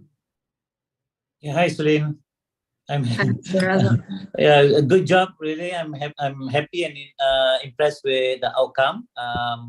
You know how it is. I'm always saying about the design of it and creativity and also the practicality of things. So I think you have achieved really in this therapeutic landscape that you all wanted to do. Plus the fact that you did something inside. Yeah. But just moving forward. Little things that I see that you may need to look at and research further is things like the safety aspect. I noticed you use the pipes is a little bit too thin in my context of construction, and the rope. So those kind of things you need to look at in the future, how to help them to strengthen the things. Also the pellets. The pellets don't last more than 6 months typically. So you may need to replace them with plastic pellets, which is far more better. But overall, I like the organic form of it. It looks good. You know, it's not so man-made. It's still organic because you created all the shapes and forms that you wanted, like how we discussed much earlier. So I think congratulations to you and your increased team. That's something which I was looking forward to, and I think you did pretty well there. Good job. Thank you, Mr. Raza. We'll take note. Congratulations, Celine. I think you have done a good job with create a very conducive environment for the patient there.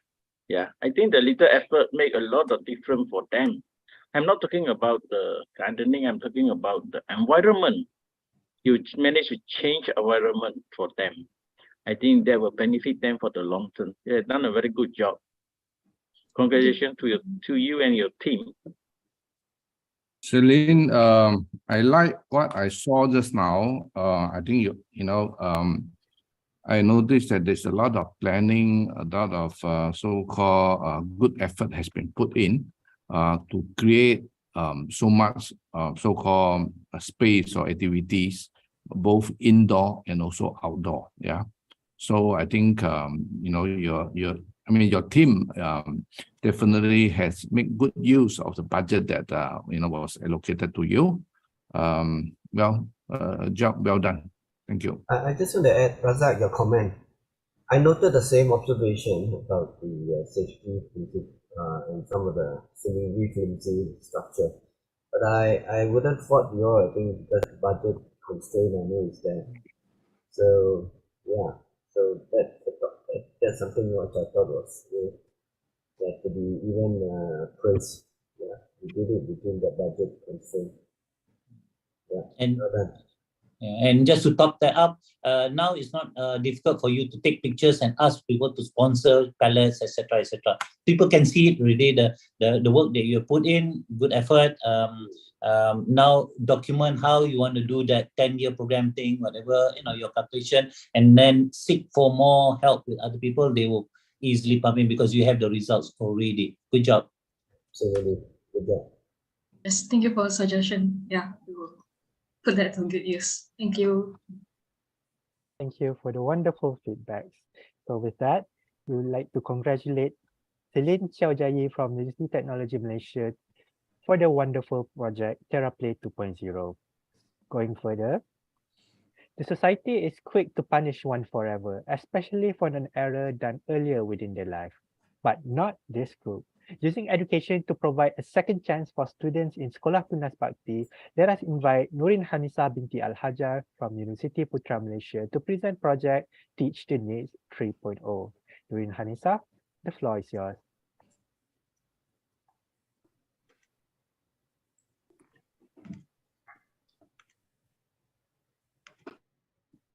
Right, thank you, Amin. Good morning, everyone, to all the judges, and Assalamualaikum, everyone. So, hello, everyone. I'm Nurin from Team Teach the Needs 3.0 from Universiti Putra Malaysia. So, before I start my presentation, I would like to ask you a few questions. Have you guys ever thought about taking S.W.I.M without a teacher to teach you? Or have you ever thought taking S.W.I.M without any textbook or a reference book? And have you ever been restricted from the access? If the answer is no, it shows that you guys have a good preparation and fortunate actually. And do you guys know there is actually a student who is experiencing all these problems? Yes. And where is it? It's the student and S.W.I.M candidate from Sekolah Tunas Bakti Tunabati. Maybe a few of you guys know this school. Sekolah Tunas Bakti, or STB, is an approved school for institution for education, training, and detention of children established or designated under Section 65 Approved Schools of Children Act 2001. And we often see this school as a juvenile schools. And the student who stay here has been sentenced by judge in court to undergo training and detention in these schools. And they might do offense such as robbing, drug dealer, raping, or other offense except murder. Here, they are given a second chance or another chance to create a better future for themselves. And one of them is our taking an S.W.I.M. So every year, these schools have around 10 S.W.I.M candidates out of 80 trainees from these schools. And here is why we are doing this project. So there are more or less 10 candidates every year here. So they are actually lacking in materials, study materials such as textbooks, reference book, practices books, and others. They also lack of educators, as these schools is not a mainstream schools. This is a juvenile school, so they focus more on skills education rather than main S.W.I.M subject actually. And they only have two tuition teachers such for BM, Bahasa Melayu, and Sejarah. History. So they also have restriction to the internet exposure. Why? Because they have under the court order and they have limited access to outside world. So here the outcome for our project where we are actually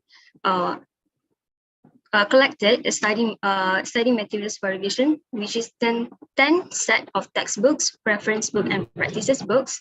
So we actually built a rack for them to place all the books in there. So this book rack will be available for them all the time for the use 24 hours. So anyone from the Sekolah Tunas Bakti in there can have an access to these all books. And they are expected to pass the S.W.I.M core subject for Bahasa Melayu, history, and mathematics, especially for them to have a better occupation after being released from Sekolah Tunas Bakti. Okay, so here is the timeline where we are starting from the crowdfunding from 17 June to 31st August, where the crowdfunding we are expected to gain 2,500. We actually took 2 months for the crowdfunding actually, so we managed to get the crowd fund of 3,243 ringgit. So we start our preparation in October to November. So the preparation of buy all the books and study materials, also buy the racks. We start our sharing session for 2 months, from November till December. We are focusing on the subject on Pendidikan Islam, mathematics, science, and English. So we are doing closing ceremony on 17 December and sharing session as well. So what a program if we doesn't have challenge. So the challenges we have is scheduling for the teaching and learning session. Where teaching and learning session, we both sides have our difficulties where we are students, we have exam and tests, and for the volunteer from UPM itself. And from the Sekolah Tenisbati, also they have a schedule competitions program and also other activity as well. So how we manage it is we actually have to draft all the timeline and find the suitable date for both of us. So for the book cabinets, it's actually a little bit hard to find the suitable for book cabinets. And since our schedule is quite tight, we actually need to build the book cabinet in the school itself. So with the help of trainees. So we also have a problem with the transportation. During a teaching and learning, there is no problem. But outside teaching and learning, when we have to do the assemble of book cabinet, we need to go there by ourselves. So it takes around 20 minutes from UPM to Sekolah Tenisbati, and we have to go there by ourselves to send this rack. And we have also limited volunteers as for we go by ourselves. So with the help of trainees there, we able to assemble this book rack. Okay, here is the project outcome where we succeed to get and buy about 372 books for them for teaching and learning, where we do to help them.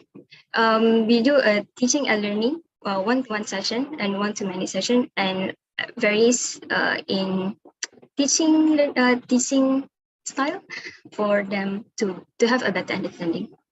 So here is closing ceremony where we do a team building activities and also sharing session to improve their understanding and their intention to continue study even after the S.W.I.M examination and to have a better education as well. So here is the focus, and here is one of the preparation where we assemble the rack together with the trainees.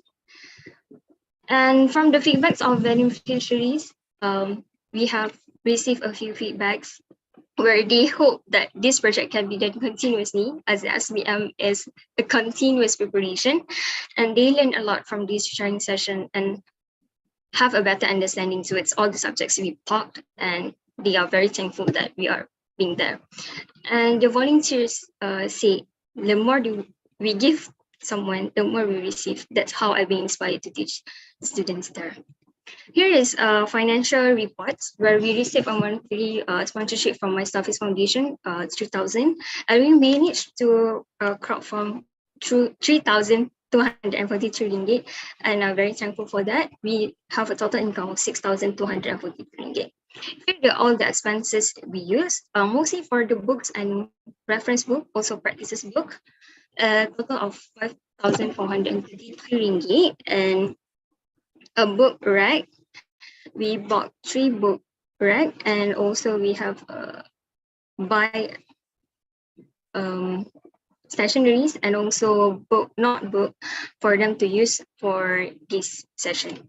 We also added a book such as Cepat Membaca and Phoenix reading book, as we also targeted for them for other and then S.W.I.M candidates who actually have 3M problem, which is membaca, menulis, mengira. So here, let's see the video.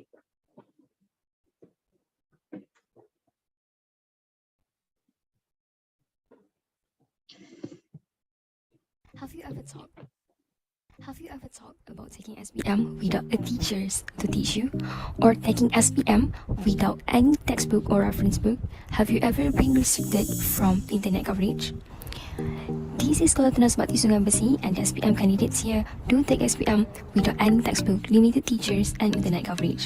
Sekolah Tunas Bakti or STB is an approved school institution for education, training and detention of children established or designated under Section 65 Approved Schools of Children Act 2001. We often see these schools as juvenile schools. Hello everyone, I'm Nurin from Team Teknologi 3.0 Universiti Putra, Malaysia, and here is what we do throughout this program to help the students. We start our program with teaching and learning session. We are using one-to-one coaching technique for students to have a better understanding on the subject we taught. We have covered English, mathematics, science and Pendidikan Islam subject throughout this 2 months program.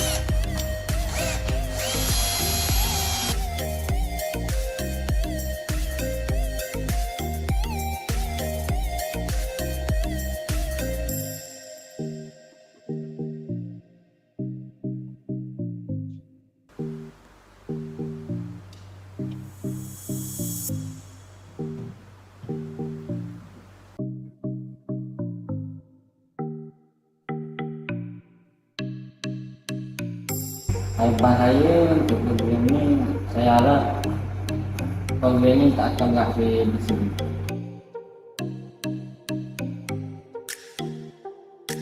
Untuk program ini saya banyak terima kasih atas semangat UiTM. Grup ini penting bagi saya. Saya perlukan itu. We end our program with sharing session and closing ceremony. This sharing session are focusing in building their spirit to keep learning even after the S.W.I.M examination. Just before we end our program, one of the STB students shout, "Thank you for teaching me. I will be released soon. I am grateful to be taught by you." We hope this program will keep on bringing the happiness for a longer time. Thank you. That's all from me. Thank you. Thank you very much. Never ever give up on our youth. Give them another chance, give them guidance, and they will return to us much stronger. Now, let us invite our judges to share the feedback. Nurin, No, go ahead, please. sorry. Okay, Nurin, good effort. I like what you all have done, and I think you must be very. I mean, you are very courageous. To decide to go and help this group of students. I think prevention is always better than cure, right? If they can be so-called re-educated and see the value in education in life, I think we can prevent more future challenge. Yeah, so good effort. I like what I see. Thank you. Thank you. Thank you. Yes, Assalamualaikum and morning, Nurin. My hats off to you. Same thing like what PK says. For me, that courage that you all show to choose even such a project dealing with people of sort, community of sort. I call them misfits because I sometimes feel I am one of that. Yeah, we make a lot of mistakes, etc., etc., and not many people would want the look at giving help to communities of sort. And when you decided that it's a big mission to get connected, to give people a second chance, and whatever small or big effort, it is beneficial to them. Yeah. And I see that connection because they don't get to see the outside world, as you put it. Yeah. Yes. And you going into such a space and being with them and giving them a little bit sense of they are needed, I think it will go a great way. Okay, so salute you, thank you for doing such good thing. Thank you. Okay, Noreen, I have a question for you. Yes. What have you learned from undertaking this project yourself? And the next question probably, what have you heard from your team? What have they learned from this project? Okay, you asked me the same question previously in the first session from the judging session. So here is my answer. I learned that everyone need and should be given a second chance, and we should not somewhat we should give them and we should have them in this second chance. And from our team members is actually when we are talking to them, we actually learn how and why they are being there actually. So my team members often have a conversation with them as well. They said they have been doing this is because of the family matters or the community or the other adults that are approaching them to do such thing. So it is very important for us to actually tackle this problem and to actually have a better understanding on themselves. And these are youngsters who actually underage, and we have to guide them. And they actually need our guidance to have a better future, to have a better, to being a better adult for our community and to other people as well, to themselves as well, especially. Hello. I just want to say congratulations, and perhaps just a very brief because during your presentation I can see a few spelling errors and grammatical errors. I think those are the things that you should also look into seriously, because as a university student, we don't take this thing for granted. These are all your learning process and hope to be improved, not just here and in any of your presentation in the universities. Thank you. Thank you, Doctor. Thank you, Doctor. Mr. Ding, I think you forgot to unmute. Can't hear you, Mr. Ding. Hello, morning. Yeah, congratulations, Nurin. I think what impressed me is that this is the very few project that besides you get the grant from the My Starfish 3,000, you manage to raise from your own more than what you get from the Starfish. I think you've done a good job on that part. And the other thing is that I would like to ask you, from your experience with these people, what you learn from them. What I learned from them? Yes. I learned that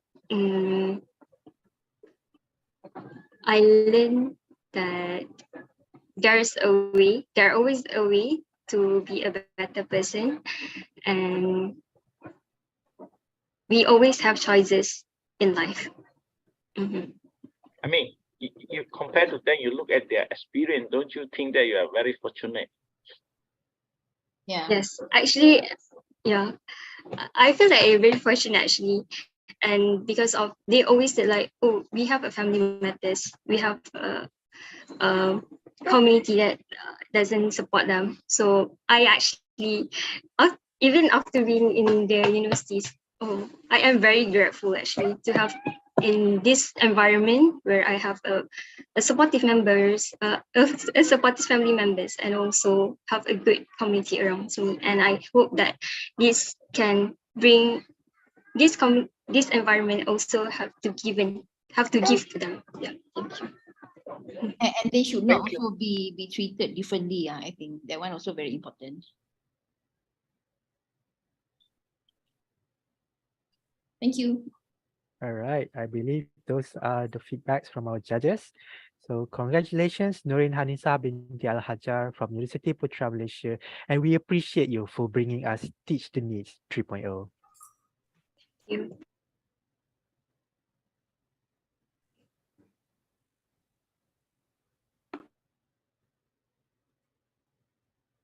Going next, farming is a means to conduct special education program with a twist of solar energy and Internet of Things. Let us invite Ahmad Ibrahim Azahari from Universiti Tun Hussein on Malaysia to present the project Solar PV Hydroponic with IoT System, aka PHI. Without further ado, the floor is yours.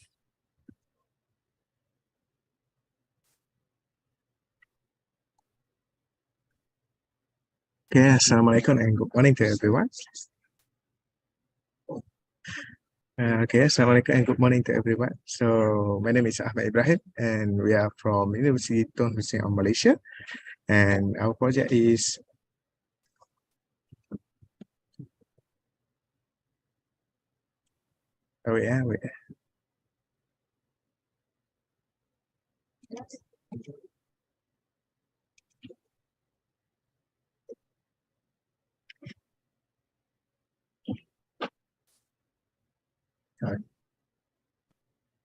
okay, sorry, a bit late.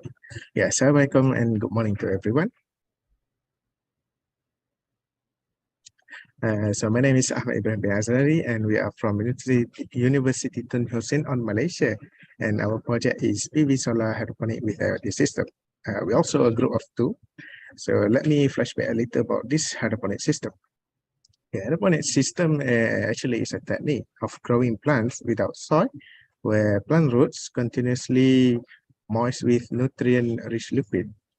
And this hydroponic system has been implemented in SMK Yomping,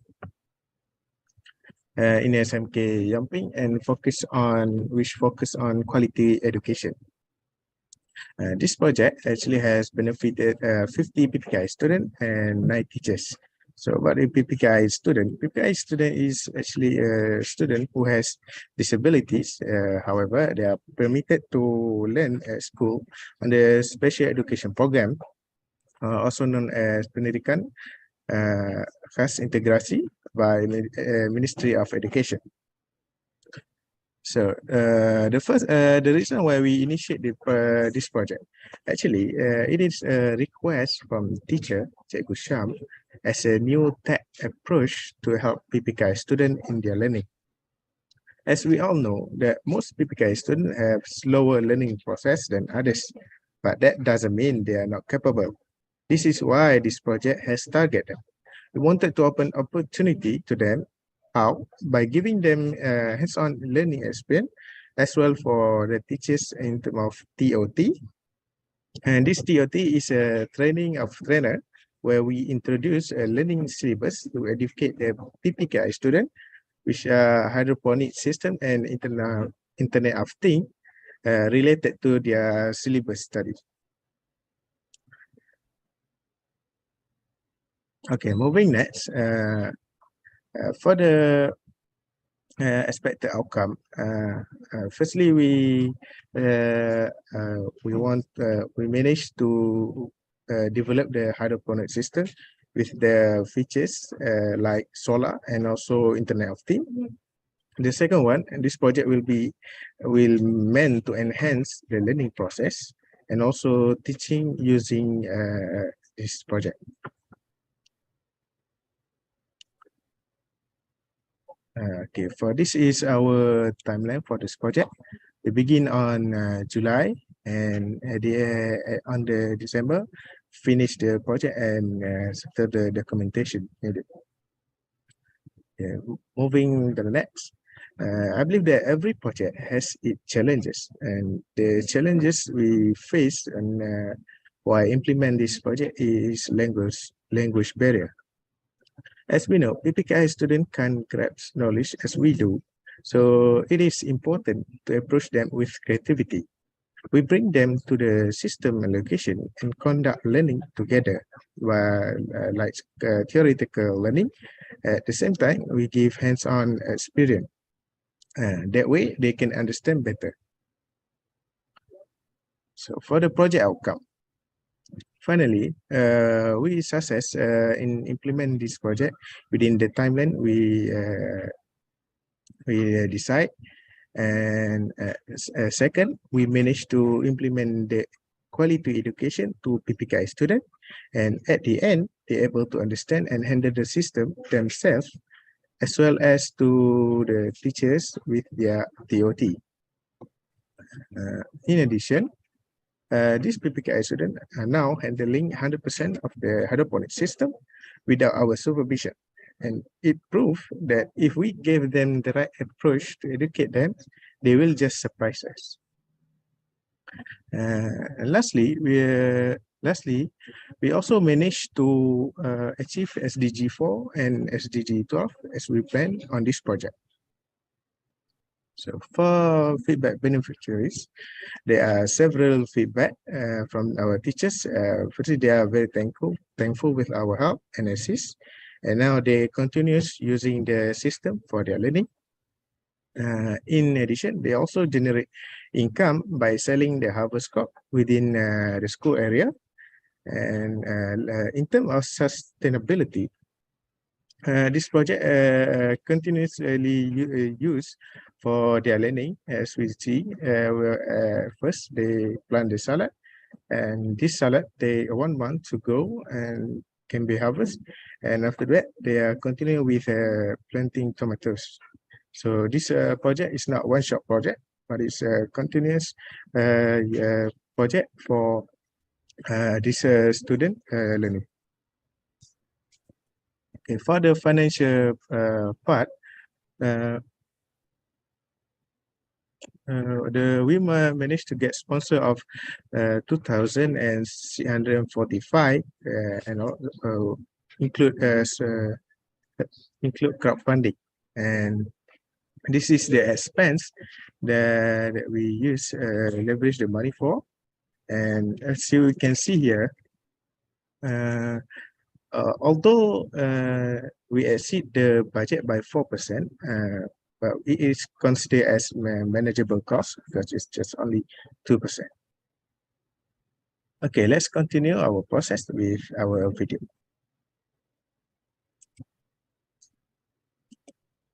PV solar hydroponic with IoT system. This project implemented at Integration Special Education Program PPKI Sekolah Menengah Kebangsaan Yomping, Batu Pahat to increase the of special education student. PPKI have 50 students and 9 teachers. The main goal of our project is to help the student to understand and have a hands-on learning experience rather than limiting it to only theoretical learning methods. We installed a hydroponic system at SMK Yomping.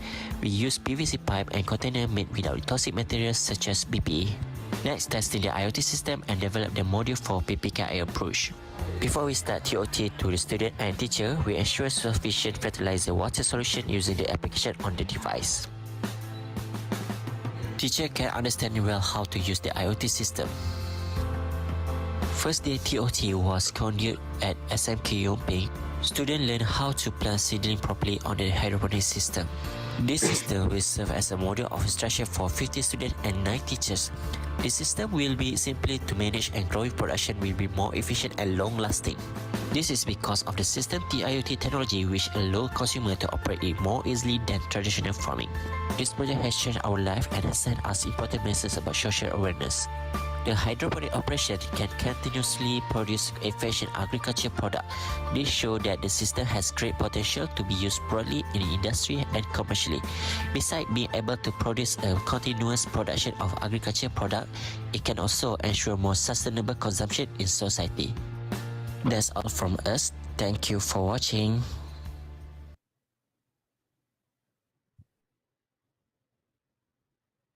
Yeah, that's all. Thank you. Thank you very much. A beautiful mix of hydroponics, technologies, and special needs students. Let us have our judges to share the feedback. Okay, Mohammed. This is what do you call that? Solar hydroponic. You mentioned about the solar, the PV panel, and also the IoT. What does it exactly do? Actually, those features like solar and IoT are meant to execute the system without having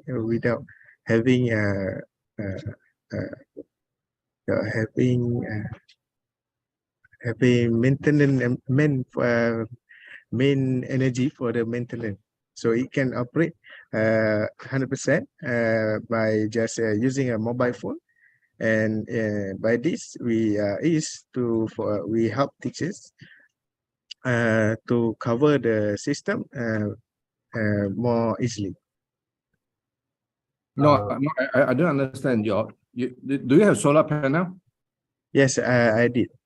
Okay. So this solar panel, this solar panel are meant for the basic continuous supply the nutrient liquid, which is because we are in hydroponic system, the root will always be moist with nutrient liquid. So the solar will supply the water pump so that it will continuous flowing so that the system can will not having a shortage on the nutrient. So that means basically the solar panel is to generate electricity to power your water pump and run the system. Yes.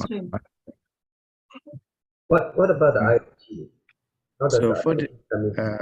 for the IoT part, actually we cannot IoT part we cover the nutrient. We have two tanks. Both have one have nutrient liquid, extra nutrient liquid. The one is pesticide use. So this IoT to turn on the pesticide use to the plant, so they don't have to traditional way to pesticide the plant. And for the nutrient liquid, they once we have a display as indicator. Once the nutrient liquid is almost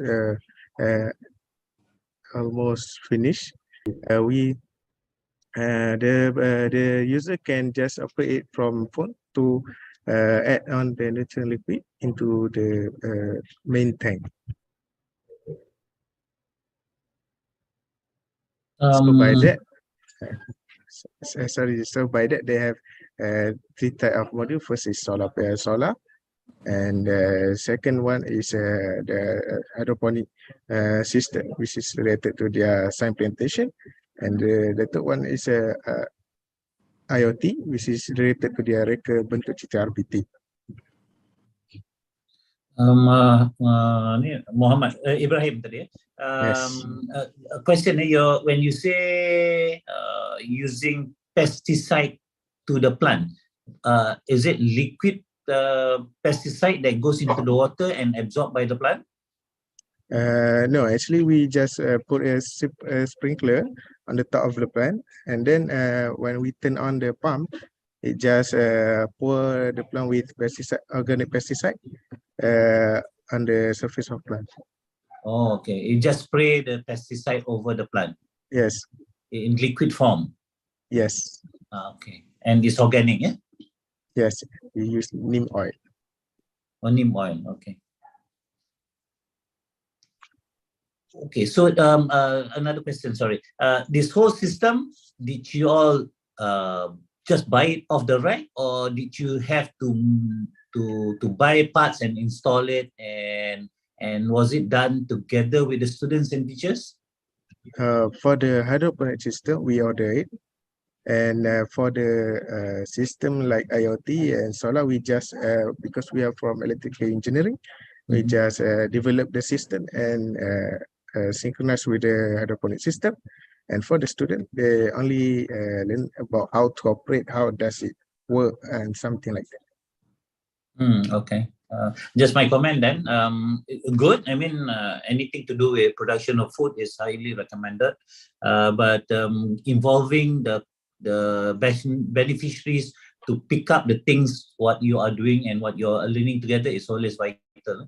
So I saw that video. Yes, they were doing the soil, but I hope they were also in the during the process of installation and getting the IoT done, so that they pick up the vibes from you all. Thanks. Okay.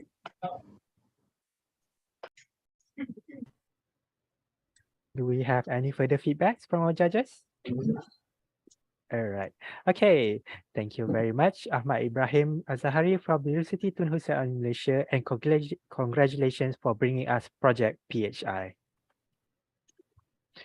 Ladies and gentlemen, let us have another short 10-minute break before we continue with more projects for happiness for our community.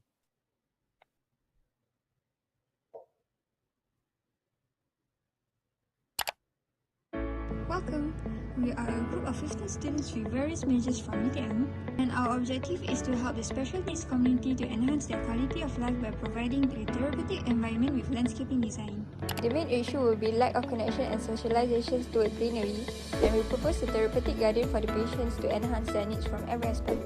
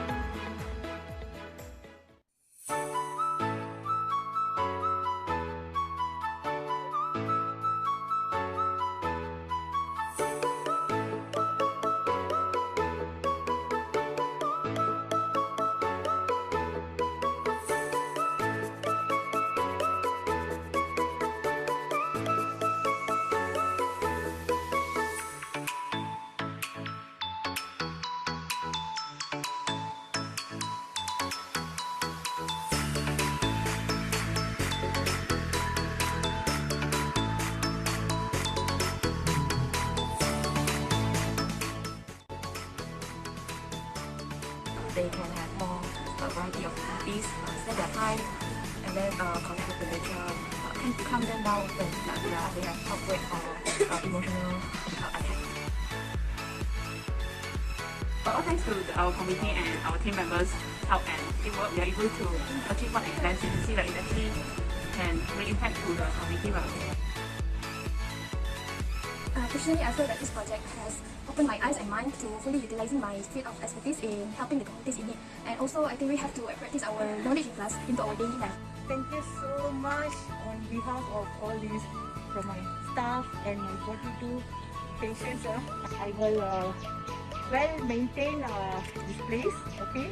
And I'm not going to abandon this, and I'm going to look make it more greeny, and I will be fully utilize this place, and I will make sure all my patients here will get the full benefit. Thank you for all the sponsors who can help to make this project success. We cannot succeed without the generosity and all supporters. Once again, thank you.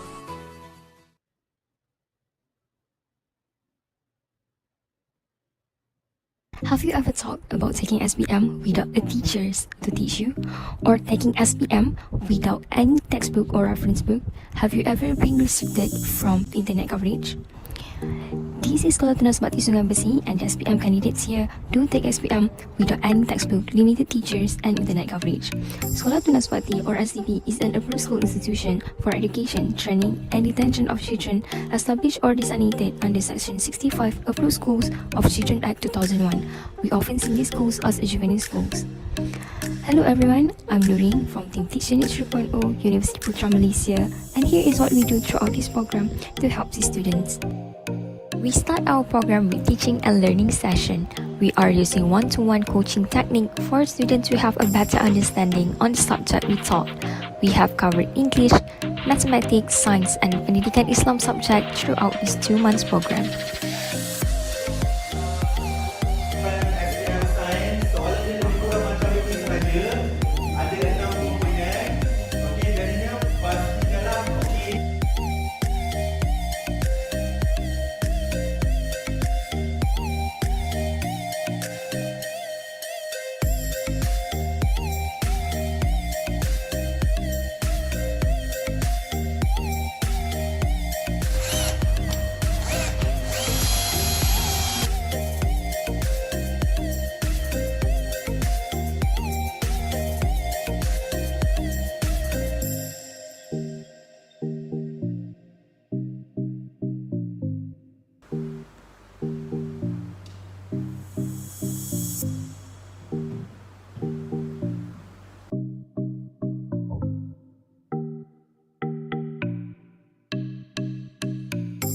Harapan saya untuk program ini, saya harap program ini tak akan berakhir di sini.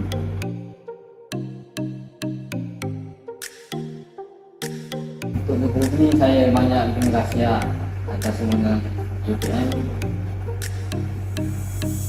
Grup ini betul bagi saya. Saya perlukan itu. We end our program with sharing session and closing ceremony. This sharing session are focusing in building their spirit to keep learning even after the S.W.I.M examination. Just before we end our program, one of the STB students shout, "Thank you for teaching me. I will be really soon. I am grateful to be taught by you." We hope this program will keep on bringing the happiness for a longer time. Thank you.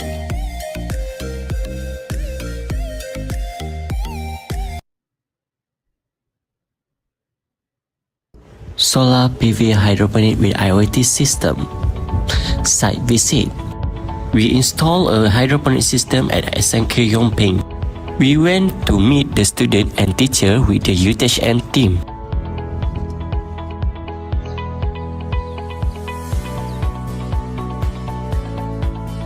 The teacher there was really supportive and welcomed us.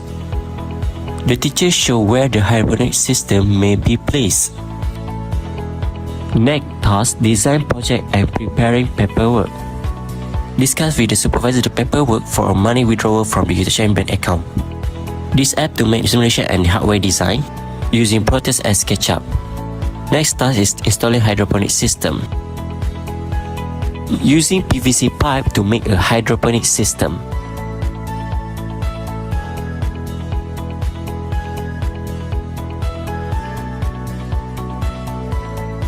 This box for water nutrient. This one for fertilizer A and B.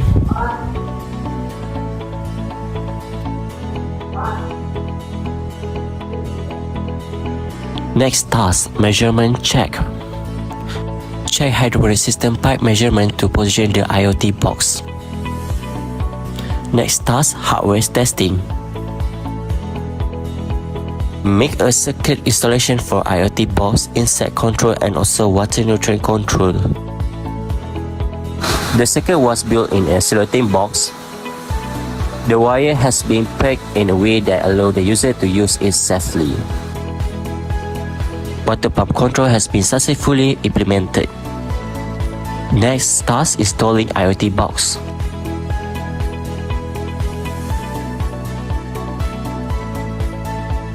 We check that the sensor is still in good condition before we apply it to the water nutrient storage tank and the insecticide tank. Next task, TOT the system for teacher and student. Teacher learn how to use control and monitoring system on mobile phone. This system has made it easier for teacher to care for plant in hydroponic more easily. Teaching student how to grow vegetable correctly using hydroponic system. This learning is related to the RBT subject courses recommended to Teknologi and also science plantation.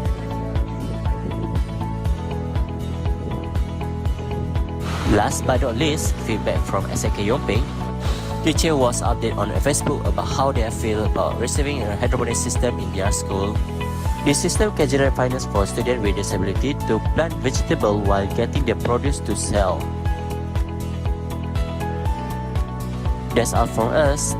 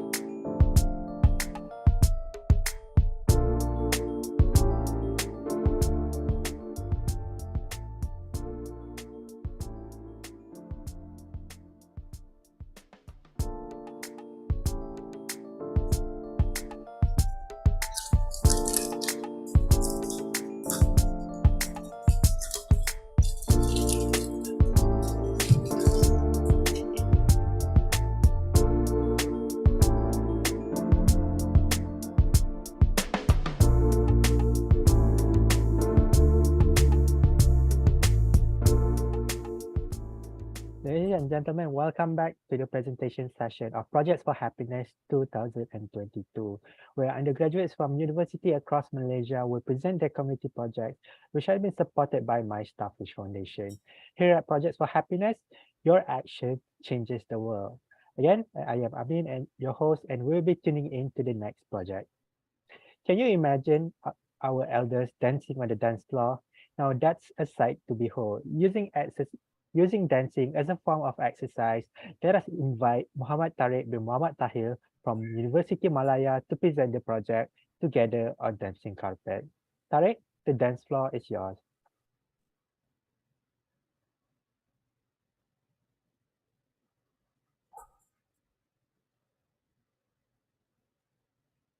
Hello and good morning. My name is Muhammad Tariq, and today I will present to you the project Together on Dancing Carpet. There are many exercising tools in the market, such as treadmill or dumbbell.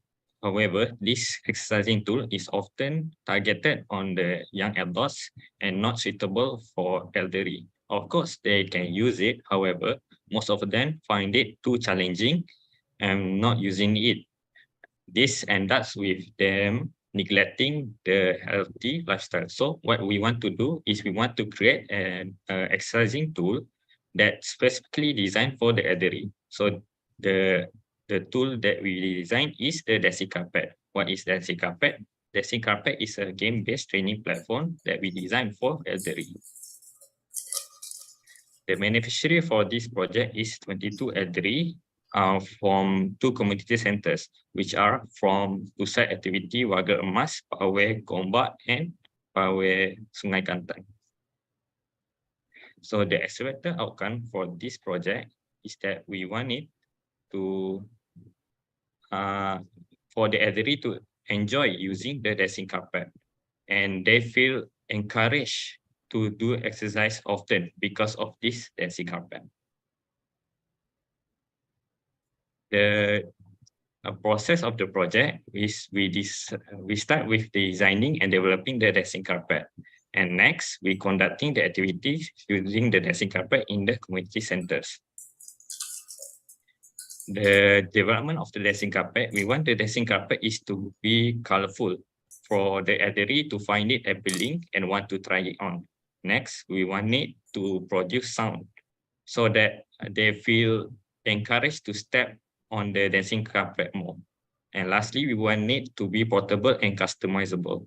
This is for the elderly to do the exercise, whatever exercising that they want, whether trying walking on it or stepping on it. And it's customizable so that it is easily to be stored away. Next, we conducting activities in the using the dancing carpet. So the activities that we conducted using the dancing carpet, we designed the activities according to the doctors in the rehabilitation unit and physiotherapist advice. So the doctors are the professor, associate professor Dr. Julia, and the physiotherapist is the Miss Haslizan. We wanted the activities to be challenging but not harmful, so that they feel they can do the activity safely and feel exercise. The challenges that we face during the project is that we found out that we are lack of workforce, where the dancing carpet we deliver cannot be completed in the scheduled time. Therefore, it end up delaying the visit to the community centers, and which result in the poor time management. Therefore, to overcome these challenges, we reach out to the volunteers so that they can also help us in developing the dancing carpet. And we reschedule the project activities to meet the expected outcome within the time frame.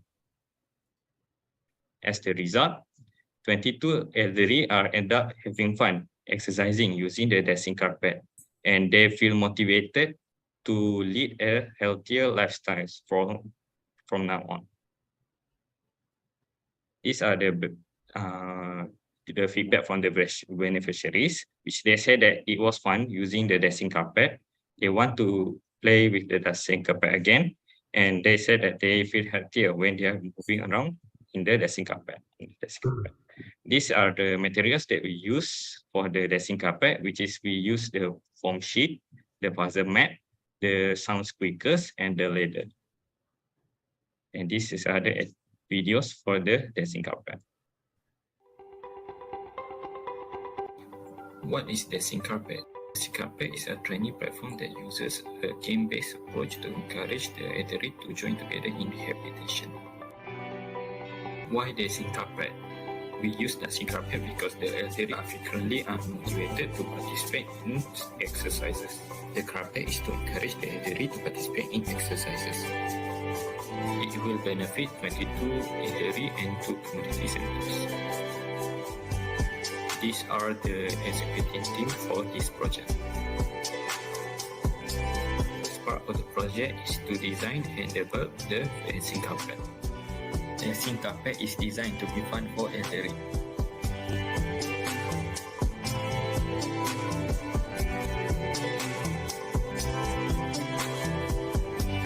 Next is to conduct activities with dancing carpet in community centers. The elderly will be exercising using the dancing carpet, whether trying stepping on it or walking on it.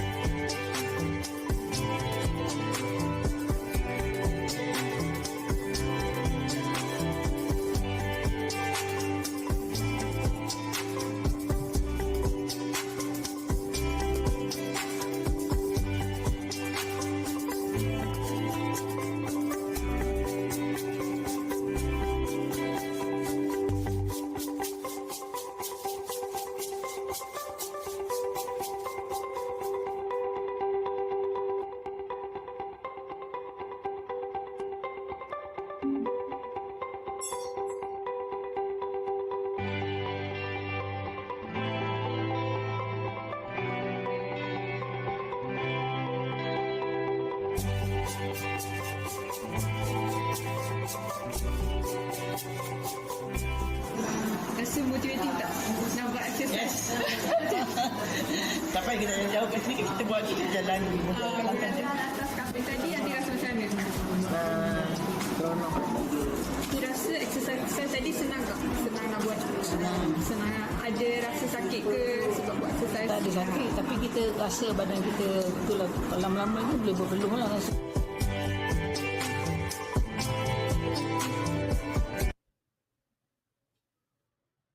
To summarize the project, we actually managed to develop the dancing carpet, which is specifically made for as the exercising tool for the elderly. And the elderly end up enjoying using the dancing carpet and wants to do more exercise and lead a healthy lifestyle. That's all from me. Thank you. Thank you very much, Charek. It seems our elders are still dancing to the youth. Next, I invite the judges to share the feedback.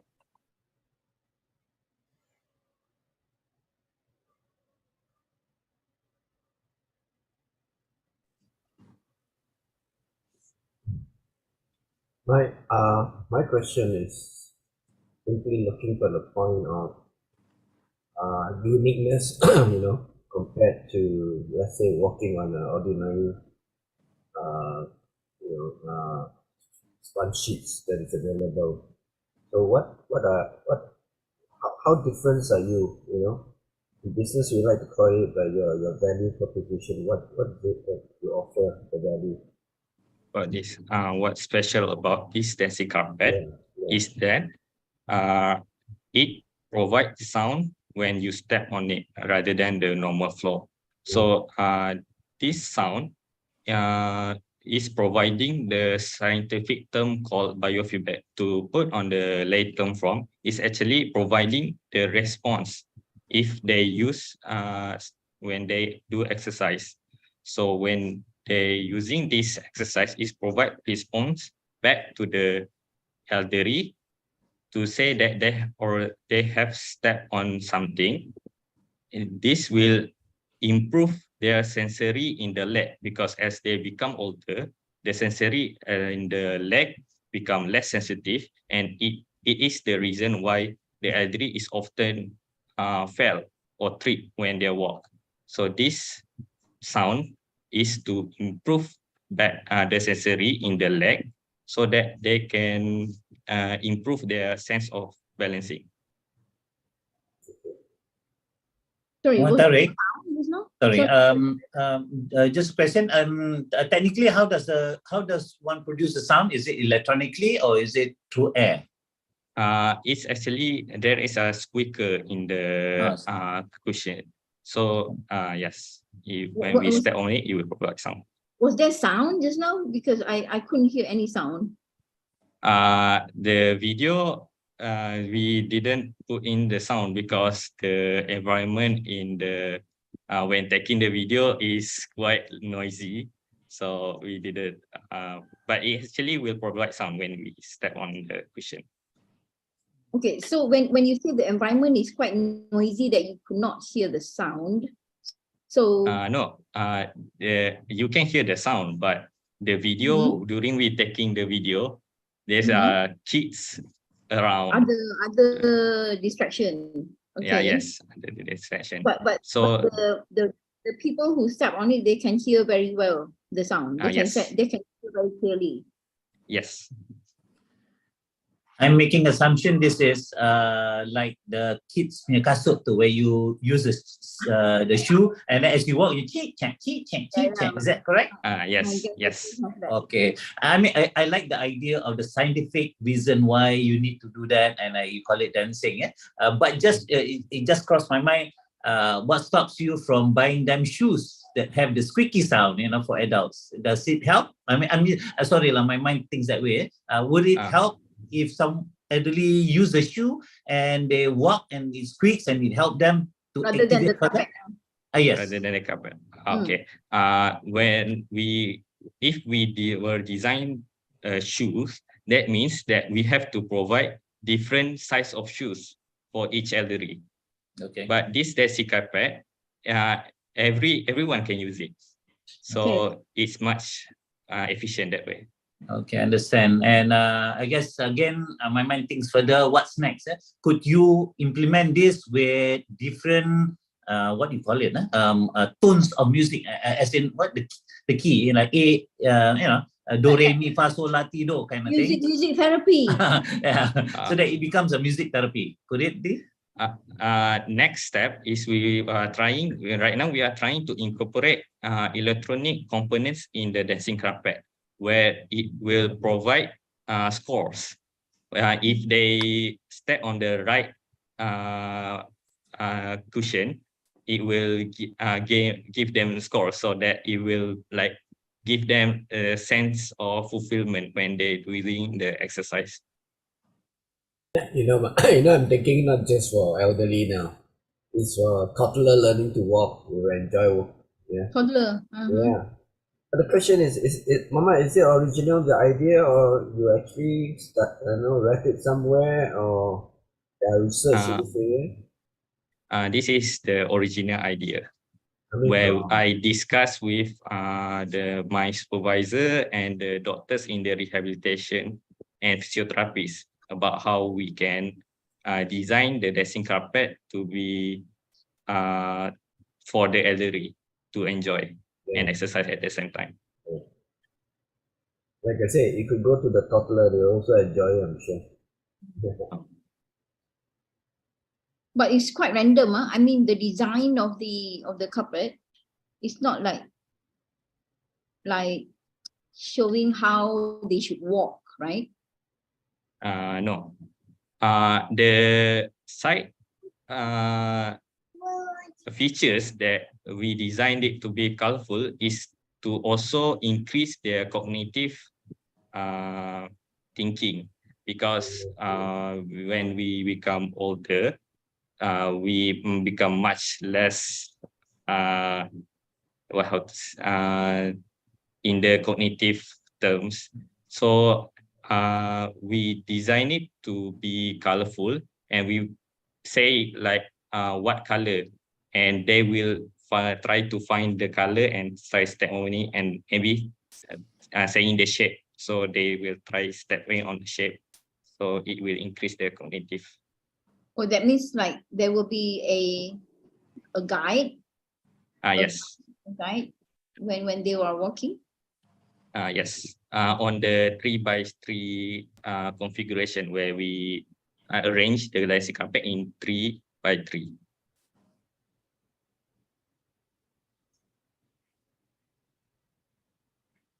Okay, very wonderful. Do we have any further feedbacks from other judges? No, I'm okay. Thank you. All right. Thank you very much, everyone. Congratulations, Tariq bin Muhammad Wahir from Universiti Malaya, and we appreciate you bringing us together on Dancing Carpet. Up next, the best way to teach the future generation is by guiding them closely. And to educate school students on pollution, let us invite Muhammad Anik Azrai bin Suradi from Universiti Malaysia Sabah to present the project Sugud Waste Inundation Management, aka S.W.I.M. Anik, the hall is yours.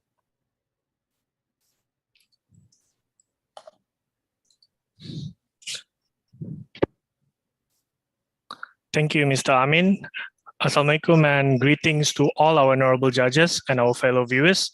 My name is Muhammad Anik Azrai bin Suradi. You can call me Anik for short. And my project is S.W.I.M, and I'm from Universiti Malaysia Sabah. I will tell you the changes that we have gone through, including the project's name. So let's, without further ado, let's get up to speed with us. Our first proposed project was S.W.I.M, and we can't proceed with it due to a government body has future plans at the area of construction. Therefore, we again propose another solution, which is a mini dam, but again, it was unsuccessful because the village had disagreed with it. Next, we wanted to construct a proper sewerage for SK Sugud, but in the end, the village head didn't reach out to us back after a week of discussion. Next, we have considered to install mini hydroelectric generator at a housing area where there's on and off electricity supply, but we can't proceed due to insufficiency of budget, time, and manpower. Finally, after all the hiccups, it was quite discouraging, but with the push from Miss Annie, my team and I brainstormed for another project during late August, which is called Recycle. It was a bit rushed, but we managed to execute it. So let me tell you about our project. Our total beneficiaries were 300 plus. All of them are students of the school, which is SMK Pengiran Omar 2, Sepitang, Sabah. So what is our project about? We have identified the problems present in the school, which are there were less 3R trash bins, improper waste disposal system, and the sewers were filled with algae, which made them smelly. We propose solutions to each of the problems. Firstly, in order to promote 3R, we need to increase the amount of 3R trash bins. Then we need to propose a proper waste disposal system. And lastly, to throw mud ball into the sewerage. Hence, our project's name is the combination of recycle and mud ball, Recycle for short. Our project's objectives are to promote 3R in the school, to nurture the leadership skills of the students of SMK PO2, lastly, to make the school a greener place.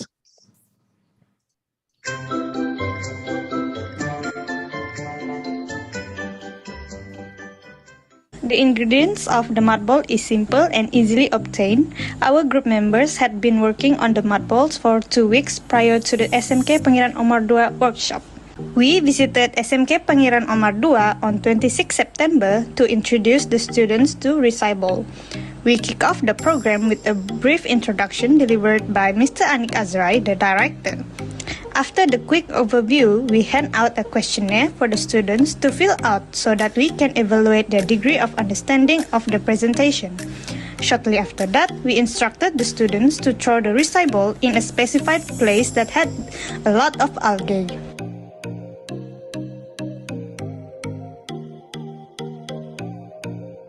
In addition, we give the school trash bins and trash bags with several types of categories like metal, plastic, and paper. This goal is that to promote waste segregation by having designated trash bins, the school can nurture or build up a habit of throwing their waste away in their designated bins.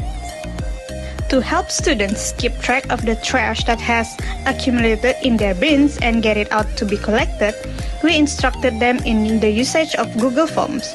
We also launched a club to educate students about waste management and encourage them to give back to the residents of Sipitang.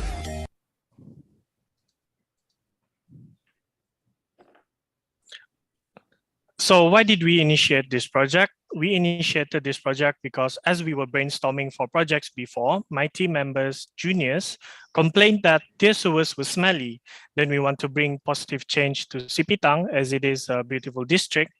We also wanted to upscale Sabah's youths, grow the 3R industry in all parts of Sabah, starting from Sipitang. Then we wanted to reduce landfills area usage. Our expected outcomes are for the school to have proper waste disposal management, then to have a committee to oversee the implementation of the system, which are SECC, Student Environment Care Committee. Lastly, a cleaner and clearer sewerage. So the process of the project, we started at early September 2022.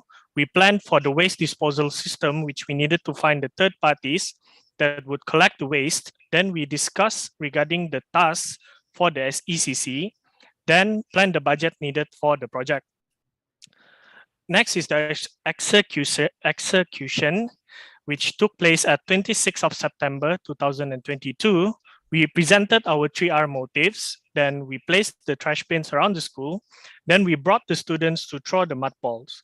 Lastly, which is still ongoing, which is the maintaining part, because we want the SECC to be independent.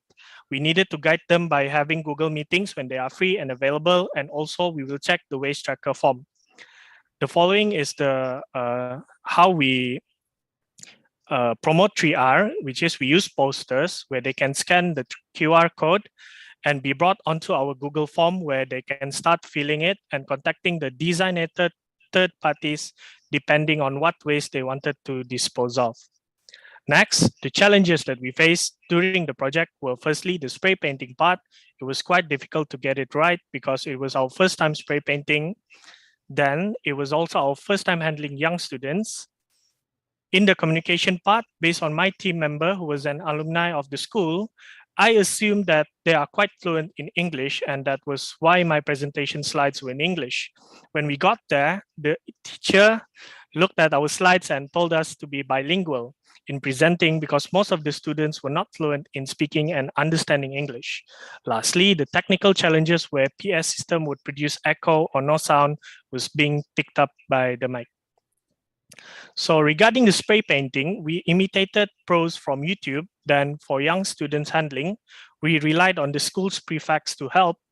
In terms of communication, I had my team members stationed around the hall to assist any students who were in need of help with understanding whatever was asked in the questionnaire. Then for the technical, we just needed to be aware of where we were standing, not too close that the PA system produces echo or too far where the mic signal can be picked up. For the project outcome, the school now has 5 new locations of 3R trash bins, where it is now possible to carry out a systematic waste disposal system. Then the school also has a committee which consists of the lower form students to oversee the implementation of the proposed waste disposal management system. And here are the best questionnaires filled by the students. And here is our financial report. We needed a budget of 461 ringgit and 80 cents to buy all the necessary items for the mud ball and the 3R components, which are mainly the EM4 probiotic, Cosmo mackerel, spray paint, work glove, multi-purpose tray, garbage bags, trash bins, and questionnaire photocopy. Then our income for the project was My Starfish Foundation crowdfunding fund with a total of 413 ringgit and our own fundraising fund with a total of 48 ringgit and 80 cents, which is the total of our expenditures RM 461 and 80 cents. Thank you. Thank you very much, Ani Azrai, from teaching and cleaning the gutters. everything is solved because of hard work and also your endeavor. Now let us hear what feedback our judges have to share with you. Sorry, I didn't get your name. Anik. Yes, I'm Anik. Okay, okay. Well, I like your never give up attitude, you know, despite the various reject and, you know, from so many parties. So what actually keep you going? So first and foremost, my personality is that I don't like stopping halfway. I like to finish what I've started. So I've started with environment team project. So yeah, I just kept on going until I've landed one suitable project, which is at Spitang, and I think Miss Annie contributed in the encouraging part as well, and also my lecturer. Yeah, I would like to thank also for giving me spirit to continue. Yeah. This idea using mud ball, where does it come from?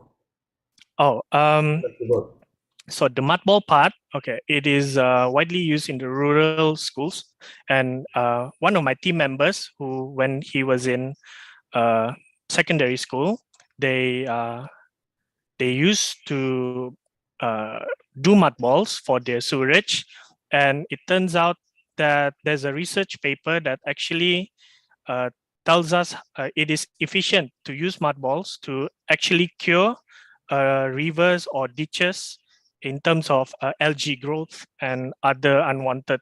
If there are chemicals present, we can also use mud balls to actually make it clearer and greener for the water quality. But in my project, I do not have the resources available for me to show in terms of the water quality, but I do have the verbal comments from the students and the teachers where they are actually started to seeing lesser algae growth in their sewers. What are the components in the mud ball? So first and foremost is a clay type of soil where it's easy to shape it, and then a probiotic EM liquid where it is needed for the I think what is a microbe to grow. The one that is killing the algae is actually the microbe. So yeah, only soil and the liquid, which only costs for 35 ringgit for 1 liter, and 1 liter can be used for actually many mud balls. Yeah. Anik, I think congratulations on your perseverance. As PK mentioned just now. Thank you. It's not easy, you know, when it's not one time or 2 times, 4 times. I think. Yeah, till plan E. Until plan E. A very good experience for you. Yes. Regarding how about the sustainability of this project? Okay, so in terms of the mud ball, yes, I agree. It is just a short-term, how to say, solution. But in terms of the 3R component, that is the much more important aspect of this project, where because from the pictures that I showed earlier, there's plastic bottles in the ditches, there's plastic bags, there's also algae. So for the plastic bottles, the waste, it can be countered by having, because what I've seen from the school is that they have really less 3R trash bins. They only have a single trash bin, and also it's hard to find around the school. So by contributing more trash bins to the school, they can easily throw their trash and can nurture the students to actually, I have to throw this into this bin. I have to find it. And then, yeah, and I think that's the most important part, because if you can throw your trash into the designated trash bins, you are actually contributing to the recycle industry. And then for the algae part, so algae growth is basically happens when you throw food. Maybe there are remnants of foods inside the plastic bags where they can actually be of use to the algae for growth. So if we can even reduce that plastic waste, which maybe have foods in it, algae growth will also be lesser. Basically, the cleaner or the lesser waste in our sewers, the lesser algae would likely to grow in the ditches. One more thing, I think the culture of the 3R cycle. Yes. It's not actually. I mean, the culture in Malaysia, is not being. It's not a culture yet. Do you agree with me? Yes, this is mainly, that's why we are starting from a small part of Sabah actually, where if SECC, the student committee, is able to be independent, we are planning to move on to another school to implement this project. And then slowly, maybe where all of the schools in Sipitang have already implemented this project, we can then move on to the society, which then can influence the other districts in Sabah, because I believe that it needs a small pebble to make a ripple, which will turn into a bigger wave, because without the first pebble, there won't be any ripple, there won't be any wave of change that will come into actually Sabah and of course Malaysia. We need a small change to make everyone change. You need to start somewhere. Yes. Okay. Thank you. Do you have any plan like to work with others, residential association and all this to introduce it to the community? Yes, actually, during the implementation of my project, Recycle, was actually a bit rushed due to the time constraint. We had to finish everything by end of September because our lectures were starting at October, and our final report at that time was to be submitted on November. So we have to rush things. And I'm in my third year of studies. It's a little bit hectic. But regarding your question, yes, if I am given the opportunity to actually go on again, I would possibly start somewhere nearer, which is in my housing area, I think, because they've come into contact in my FB. They saw my project, and I think they wanted to try and implement it in a housing this time, not a school, not a building, but a whole housing area. My comment, Anik, is I'm happy to hear that you went through such a turmoil in getting the project started. And fast forward, I think you've learned a lot, and I see that this can, like you say, grow onto bigger picture, because with the students' phone, you have really started a club. And yes. and I like that intonation, because it's all about teaching others, and then they teach others, so that you can move on. Yeah. So congratulations. Thank you. Do you have any specific page on the Facebook or any social media for this project? No, not yet. It's only just a poster on my own page, because we are a little bit short on manpower as well, and we a bit I would like to short of suggest hands. to you to have the page, and then you recorded down all the stage you are doing. I think more people can learn from there, So Yes. you can share your experience with more people. You never know the people from where. They will learn from that, and then they will go on from there. Yeah. Maybe you can drop down every day, how you do it and all the steps, so more people can be benefit from there. Agree. And empower the students. Let them set up your page. Let them set up their page. And yes. And you see growing from that aspect. So I think you can say yes, I'm volunteer to come in to join in, to help you to manage a page. Thank you, Mr. Ding. I'll let my team know, have them ready, have everything ready, and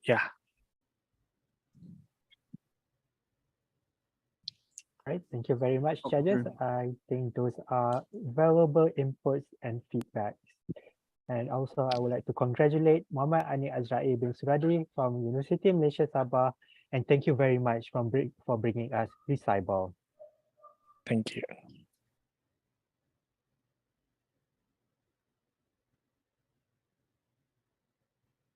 Up next, from food to waste, to fertilizers, to crops, and to food again. Sharing knowledge on fertilizer making to the people of Teluk Layang Sabah.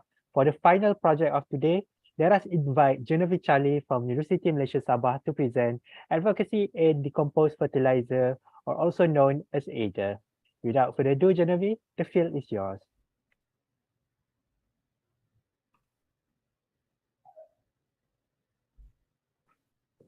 Okay. A very good morning to the judges and to everyone. My name is Universiti, and today I will present our project for happiness, which is ADA and also known as Advocacy in Decomposed Fertilizer. So basically, our project is located at Kampung Teluk Layang, and there were around 400 people, villages, people around there. So basically, most of them are stateless people. So the first thing first, that how does this project occur is because we see that the problems that the community faced there, which is since they were undocumented, so it was really difficult for them to get a job and income. Since also the alternative to get a source of food and income is by farming. So we know when farming, you need a fertilizer to enhance the plantation growth. So by buying fertilizer from the store is very expensive. So we try to help them to introduce about how our compost fertilizer can reduce their expenses to not buy fertilizer from the outside, and also to educate them on how importance of a food waste can turn into something more useful in the future. And so the expected outcomes for our project is we have three. Number one is economy. So since I have mentioned before, our decomposed fertilizer are the cheapest way for them to do their own fertilizer, so they can save their own money instead of purchase fertilizer from the store. And also it will increase the food productions, since we know that fertilizer will enhance the plants of grow plantation. And also the third is we try to educate them on how the importance of recycling items from a waste to something that they can produce more food for their homes.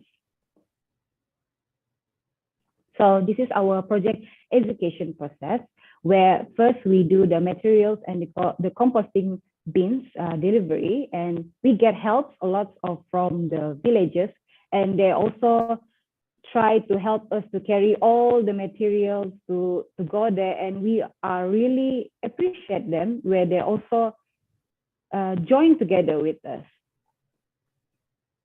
And then next is for the education. So for the part of education, we try to do some simple education to the kids, to the children, also also for the parents, so that they know about how waste food can turn into something to plant more food for their homes.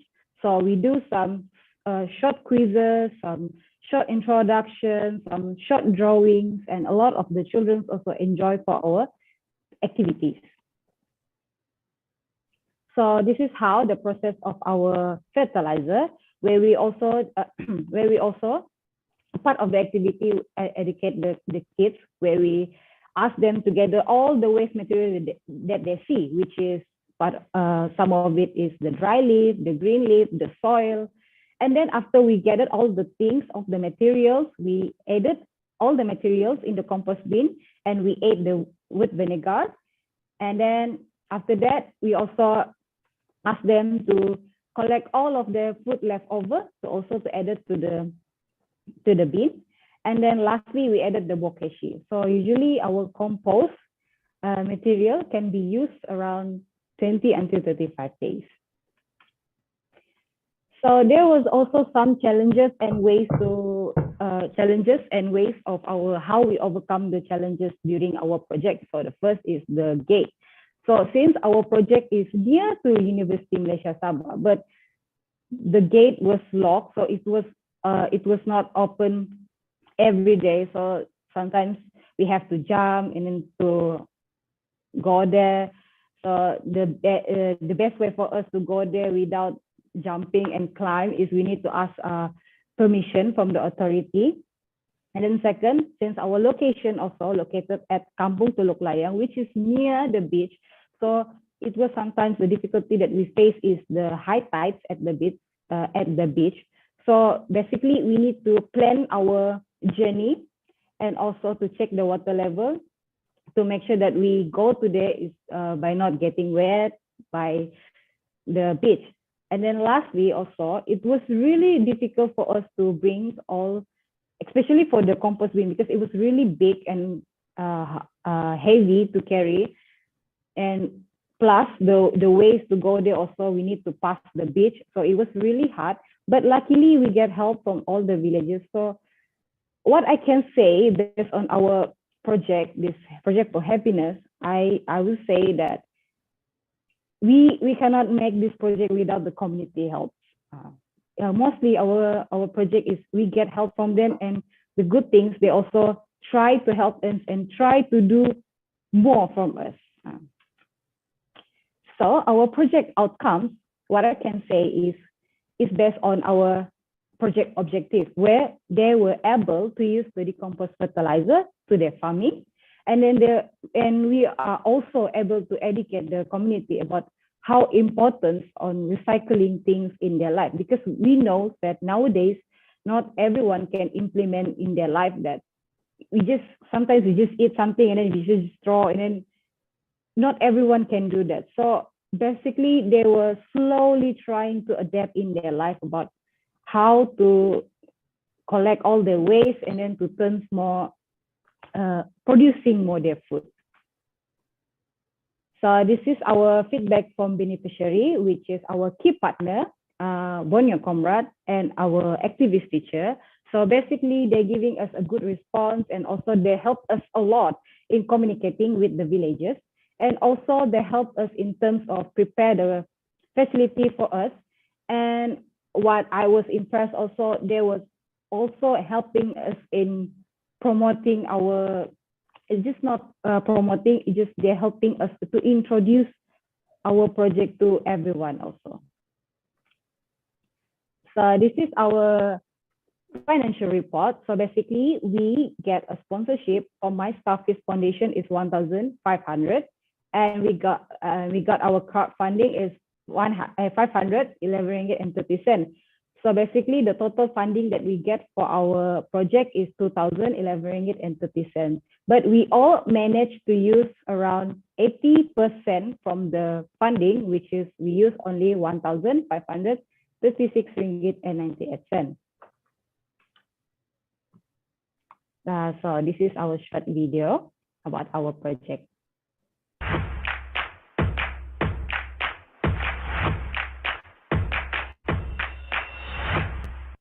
Hello everyone, we are AIDA. Our project aims to help underprivileged people of Teluk Layang to improve their yield crops by introducing organic fertilizer. This place is located near to our university, and this is our journey.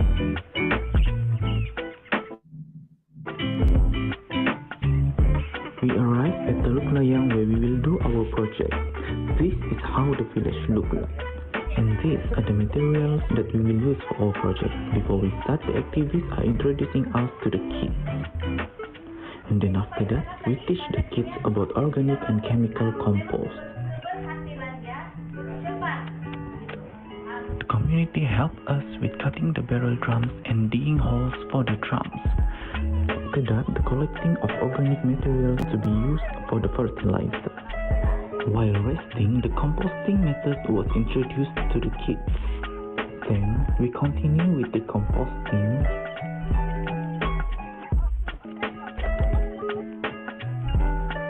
Organic materials were mixed in the sequence of dry leaves, green leaves, and soil.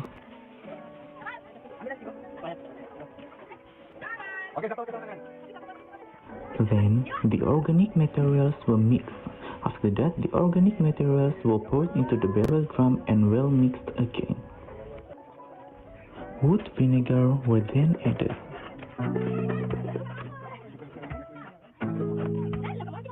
After that, food leftovers were added. Lastly, bokashi were added to speed up the composition process. The drum barrel is closed and the fertilizer will be mixed every 2 days and can be used after 2 weeks. We write our group's name and date on the cover so that it can be checked regularly. We asked our lecturer to sign on the cover of the drum barrel. Okay, Emily, apakah perasaan Anda hari ini? Okay, hari ini saya merasa sangat gembira. Semangat. Laili, apakah perasaan Anda hari ini? Sangat gembira. Laili juga lagi tadi selamat pagi. Kita dagang. Faiz, apakah perasaan Anda untuk hari ini? Ketua kita ini? Hari yang hebat. Hari yang hebat bersama orang hebat. Sama yang hebat. Sedikit kuat. Ini lagi. Azim, apakah perasaan Anda hari ini? Saya rasa excited. Baru berjumpa komuniti baru dan buat benda baru. Right deh.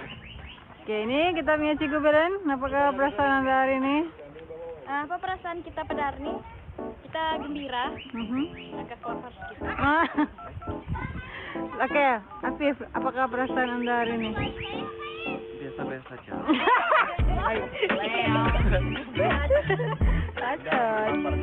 Sabar sedikit, langsung kita makan. Thank you for watching and we hope the best for this community. Okay, that's all from our ADA group. But before I would like to end my presentation, I would like to say a quote says by, do things for people is not because of who they are or what they do in return, but it's because of who we are. And that's all from me. Thank you. Thank you very much, Genevieve, for helping the community to produce their own local food even much better. So up next, let us allow our judges to share their wonderful feedback.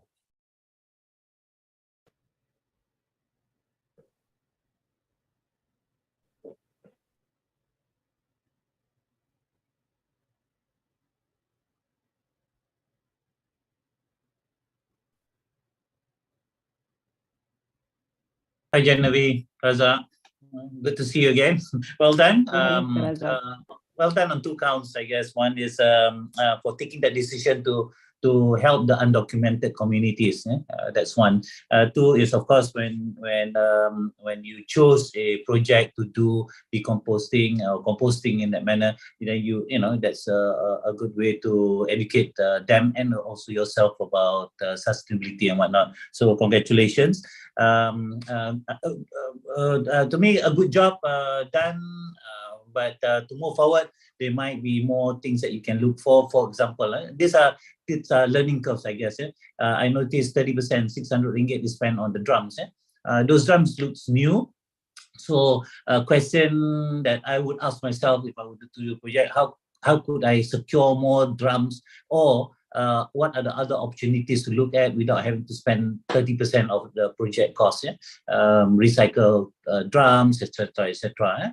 That's one. 2 is if you look at the whole thing about making compost and you're also using Advocacy and whatnot, could there be any other way to do it so that it becomes A, cheaper to produce, B is how would now they continue to do it, because Bokashi has to be bought, etc. So that's probably the next step, to educate them so that they can continue to do it without having to succumb 600 ringgit to buy the drums and etc. to buy Bokashis and all. So explore that potential so that they like the idea of it. But I like the communities, if they are able to continue, this is actually a very good project for undocumented communities of sort.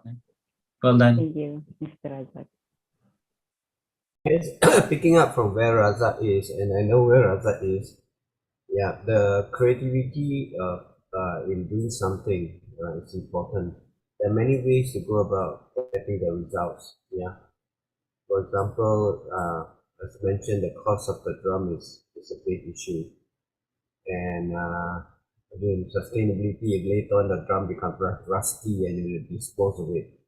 Yeah, and the cost of bokashi. Yeah. So I'm sure Raza would have mentioned an alternative for 18 days without compost technique to explore. So the creative thinking is really, looking at different ways of approach to make it simplified, and there are, yeah, of course. Okay, the next, maybe the next project we will try to think more what another alternative, the best way to overcome this kind of problem. Yeah, we all have been doing it. I do it in my garden, Raza do it in large bigger scale. Yeah. All right. Why do you choose Bokashi at the first place? Because we think that it was the simple method for us to learn, because we also, all of our group members, also me, including me, we doesn't have any exposure about composting. Your So group since members? Sorry, all of us. Okay. All of us. So we don't have any exposure about the composting fertilizer, but how to make this. But we, since I have one friend, he said that we can collaborate with someone from, they were using the same method as us. They were the first one implement at school. I think it was at school Sama di Laut Omadal. They were using the same method also for us. So they were the one that they were the one that teach us a lot about this method, and they also teach us that this method is more easy for us to understand and to learn and to use at the kampung. So we cannot use a complicated method also for them, because we know that the community around there are not easily understand hard things. So we try to do something like simple for them to understand and also to comprehend in their life. Yes, but then did you have you thought of working with other people in other faculties in UMS, for example? I mean, who are familiar about composting? Because the idea of helping the stateless people is very noble, but I think working collaboratively with other people also very important. Transdisciplinary, because you are from the faculty of engineering, right? So I think, with people from agriculture, biotechnology, sciences that are more well versed about composting. I'm just saying that, if you are not familiar, it would be advisable to work with other people from other disciplines. Yes, I know the consequences about this thing also, since the first that I'm doing the presentation. But luckily, the people around me, which is our key partner, Borneo Comrade, and also the school, Sama di Laut, also they were the one that teaches a lot. And not to forget to mention Mr. Razak also, we do have some meetings because he is expert in this field. So he does teach us also about how we need to start these things. Yeah, he will send you an invitation to his farm soon to learn the technique.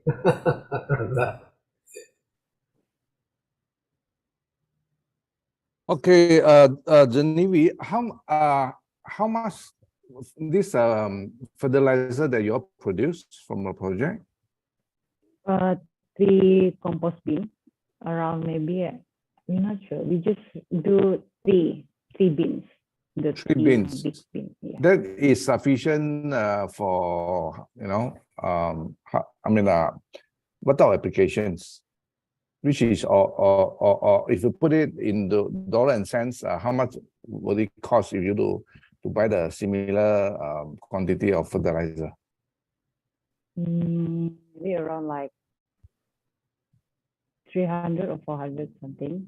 So I cannot give an exact amount, but I guess it was around like that. Since I saw fertilizer at store, so even like a small packet also already expensive.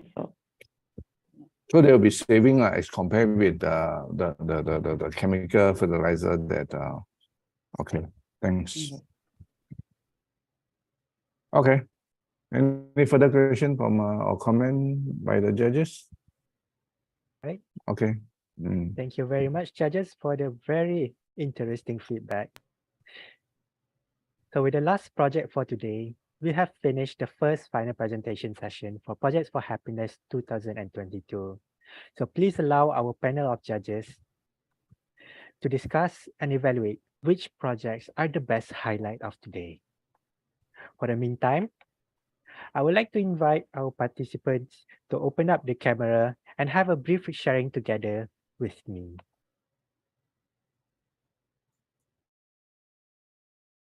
So we have Anik over here.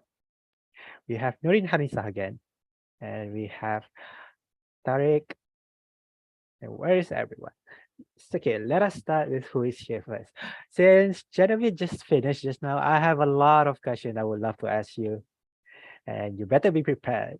So I've been wondering, like, people keep saying that fertilizers are good for food growing, but has there been like anything like too much fertilizer?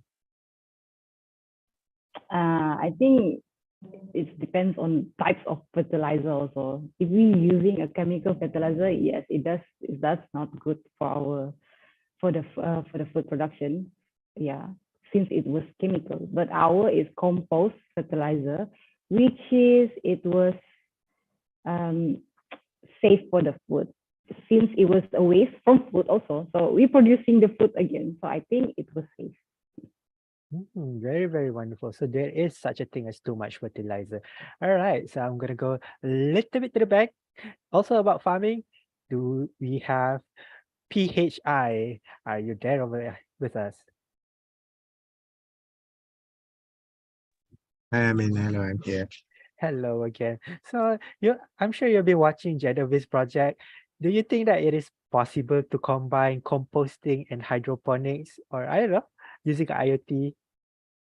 I think it is possible because when it comes to improvement, I think our technology we have technology to do that. So I think it's more interesting if we can combine it, and maybe in the future we can commercialize it, something like that. Oh wow, Genevieve, you have a future partner with you. Okay, next I would like to ask also, no, this is not about farming, but close enough. I would like to ask something to Anik. Anik, are you still there with us? Yes, you are. Yes, Mr. Amin. So how about recycle? Yes. This is a very more like a fundamental question. Why do people want to recycle? Okay, so if we were back in the Industrial Revolution 3.0, we are always looking into newer things such as plastic, which are the newest thing at that time. So we are currently in the Industrial Revolution 4.0, and we are no longer looking into newer stuffs. Instead, we are looking into a more sustainable materials. And in that sense, what about the things that we have already manufactured, such as non-recyclable plastics or one-time use plastic? Those would end up in landfills and of course our sea. And if we are not starting to recycle now, then maybe 5 years later, our Earth will be sicker exponentially. We have to start now. The signs are much more clearer today as the climate is changing each and so that's why we need to recycle. We need to start making a change into our routine, our daily routine and our habit for a greener Earth, for our future generations. Yeah. Very, very noble cause. And it all starts in Sipitang, correct? Yes. Your lovely hometown. Okay, let us go to the next person. I would like, since we have at least 2% about education, I would like to bug first Nurin Hanisa. Are you there, Nurin? Yes, I'm here. All right, perfect. So you've been teaching a lot of I'm sure you have went through a lot teaching Tunas Bhakti, children and everything. So in your opinion, what are some of the stigmas that you think the society should face about those students? the stigma that it's once a feather, always a feather, or when you do some mistakes, you will keep doing the same mistake. That kind of thinking or stigma that people should change, and people should give chances for them to actually become a better person, actually. So that's the stigma that, so because a few of things, the stigma in the community, like, oh, this person have been convicted robbing, we should not give them a job. So that kind of stigma that should be changed, because people, if they have their intention to change, they can change. Yeah, it's just us who are the person give them opportunity and space for them to actually, and help them to change. Very, very interesting. So, in your opinion, do you think the students in Tunas Bakti has great digital literacy, or is it on the basic level? In digital literacy, I'm actually not quite sure, but because we personally we teach them using tablet and laptop, but most of the time we are using books. So I'm not quite sure about digital literacy among them, because they themselves in that area is not suggested to using digital. Very, very interesting. Thank you very much, Nurin. And why do I ask that? It's because I have something to ask Hafiza, our first project presenter for today. So Hafiza, a little bit of wondering. So you've heard about how Nurin has taught kids in Tunas Bakti. How do you think, if let's say it's possible, how do you think you can cooperate with Nurin on whatever and complement each other's project? First of all the volunteer teachers inside my project are TESOL students. So we all, our major, of course, our course are TESOL. So we mainly focus on improving second language acquisition. Also, two of the volunteer teachers, including myself, our minor is in digital, in technology. So I think we can cooperate with Nuri Inside Teach the Needs project by providing teachers in that kind of area, by helping them with English subjects. And also, since Noreen herself said that they don't have digital literacy, they don't think of that area yet, I think we can help them out by using that, because we're not just, teaching them laptops, but genuinely teaching them on how to handle technology, using technology within education. So yeah, it's a possibility. That's a wonderful possibility, and I wonder if it's going to happen anytime in the future. Just a random thought when I was listening to your presentation this morning. I have the opinion that Pearly Starfish can become a foundation on its own. No, not foundation. At least as an NGO led by Dr. Adelina. Was it Dr. Adelina? Yes, Dr. Adelina Asma. And the reason that I suggest so is because NGO are a much more trustable entity for people to provide help, to provide aid, and to provide any sort of help, instead of just, we're coming in as a bunch of students. It's just a trust factor. Yeah, I think that's a very ambitious dream indeed, but based on what, of course, Dr. Lina has this dream of hers to expand not Pearly Starfish, but essentially the Pearl project, because before the project in PJ, we already have since 2018 at Mutiara Damansara, at Subang Jaya, and now in Petaling Jaya. So currently, Doctor is trying, instead of creating a new NGO, she's trying to expand the community to other parts of Malaysia. And through helps like foundations such as my Starfish Foundation, we now have help from Yayasan Asana to help us out to expand it, to expand the project to other areas. But yeah, that's a good thought. I mean, I would probably suggest that to Doctor to create a new NGO for us. And who knows, probably you can be the next, or is it called a chairman, or was it called a CEO?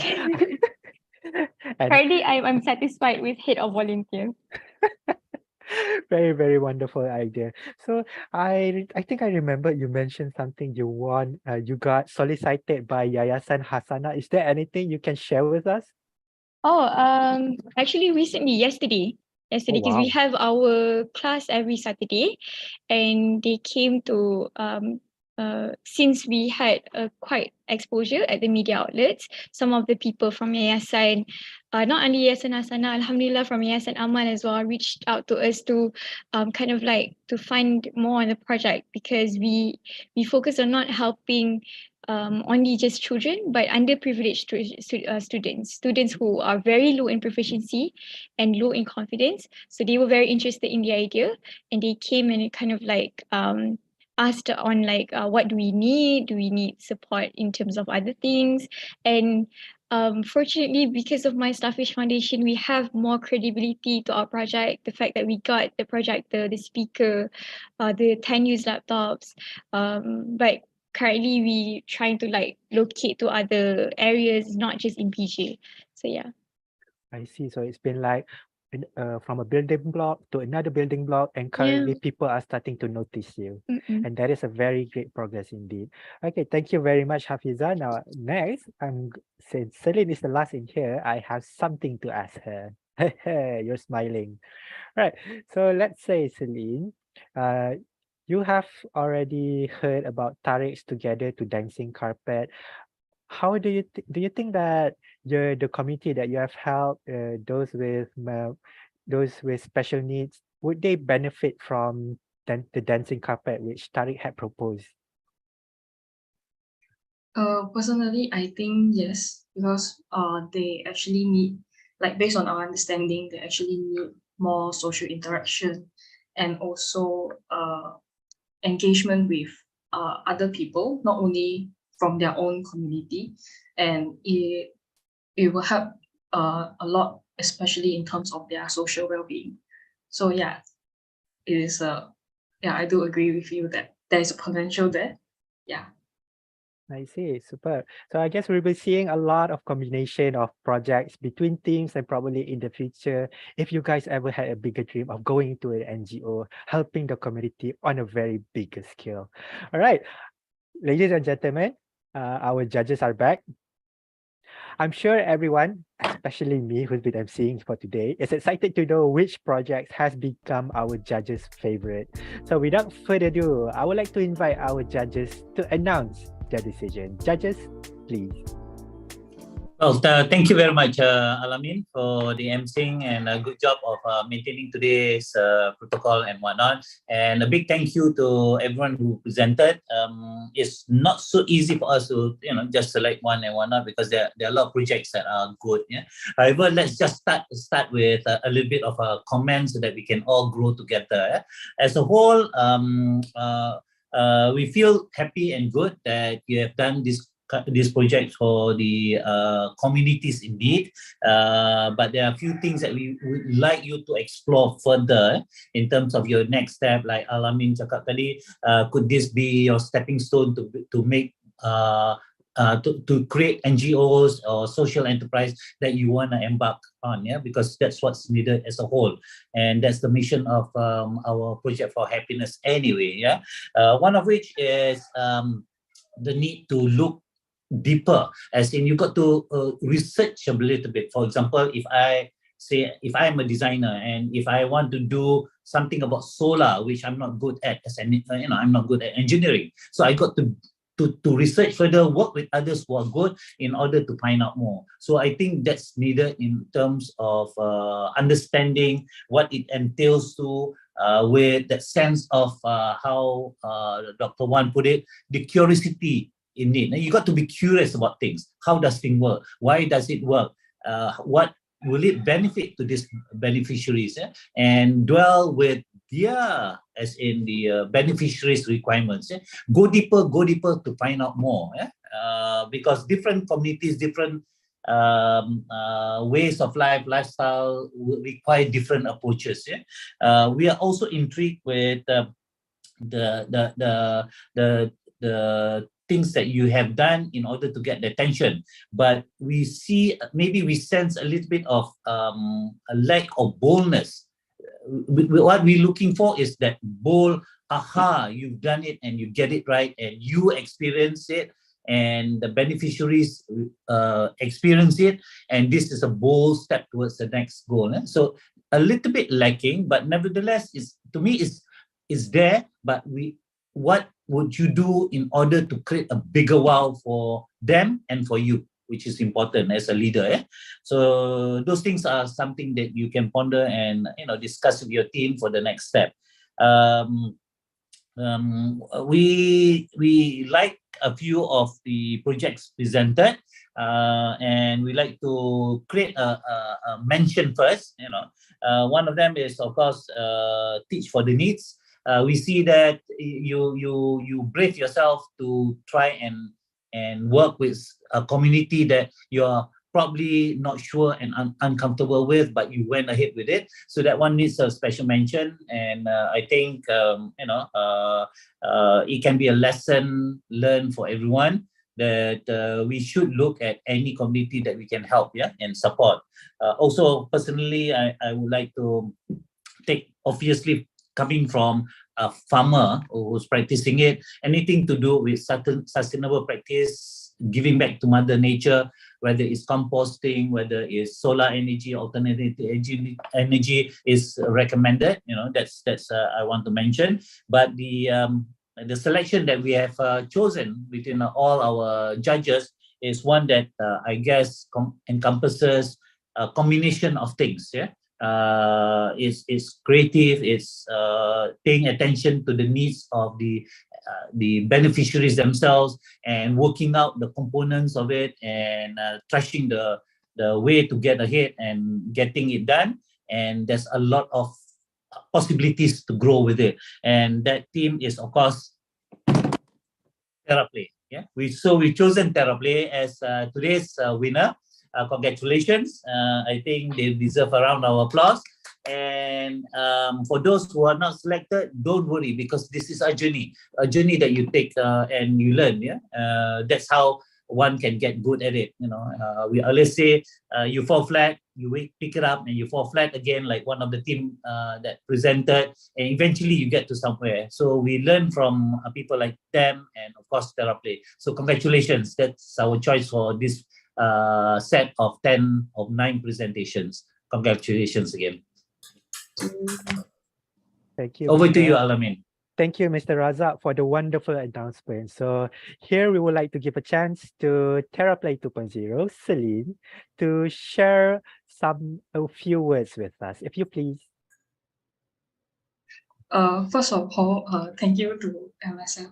We couldn't have completed the project without the funding, and of course, through MSF, we also have gained outreach and also awareness to other communities as well, or people who are kind and willing to help us. So shout out to Mr. BK, who sponsored the furnitures for the indoor area, and also to all of the kind corporate sponsors, and especially to our lecturer who has our project advisor who has given us guidance.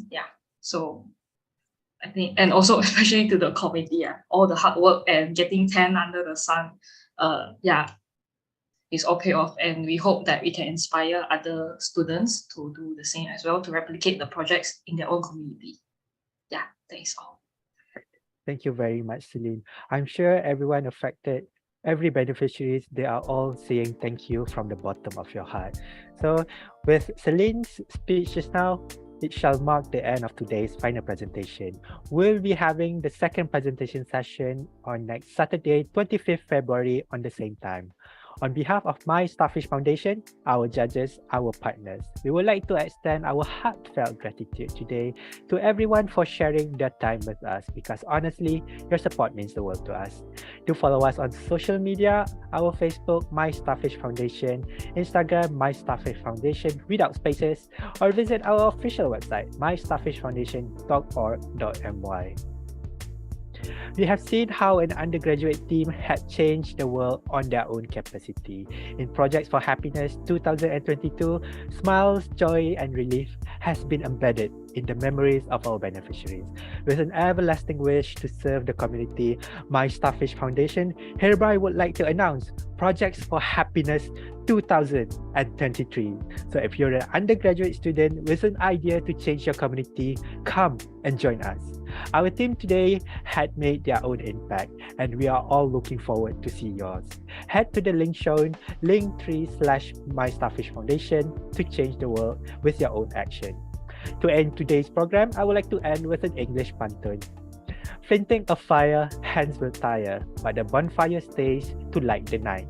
With a burning desire, all shall aspire to be the face to serve what's right.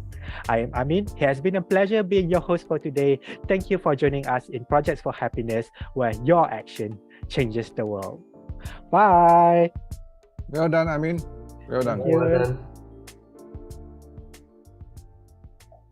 Thank you, Amin. Well done.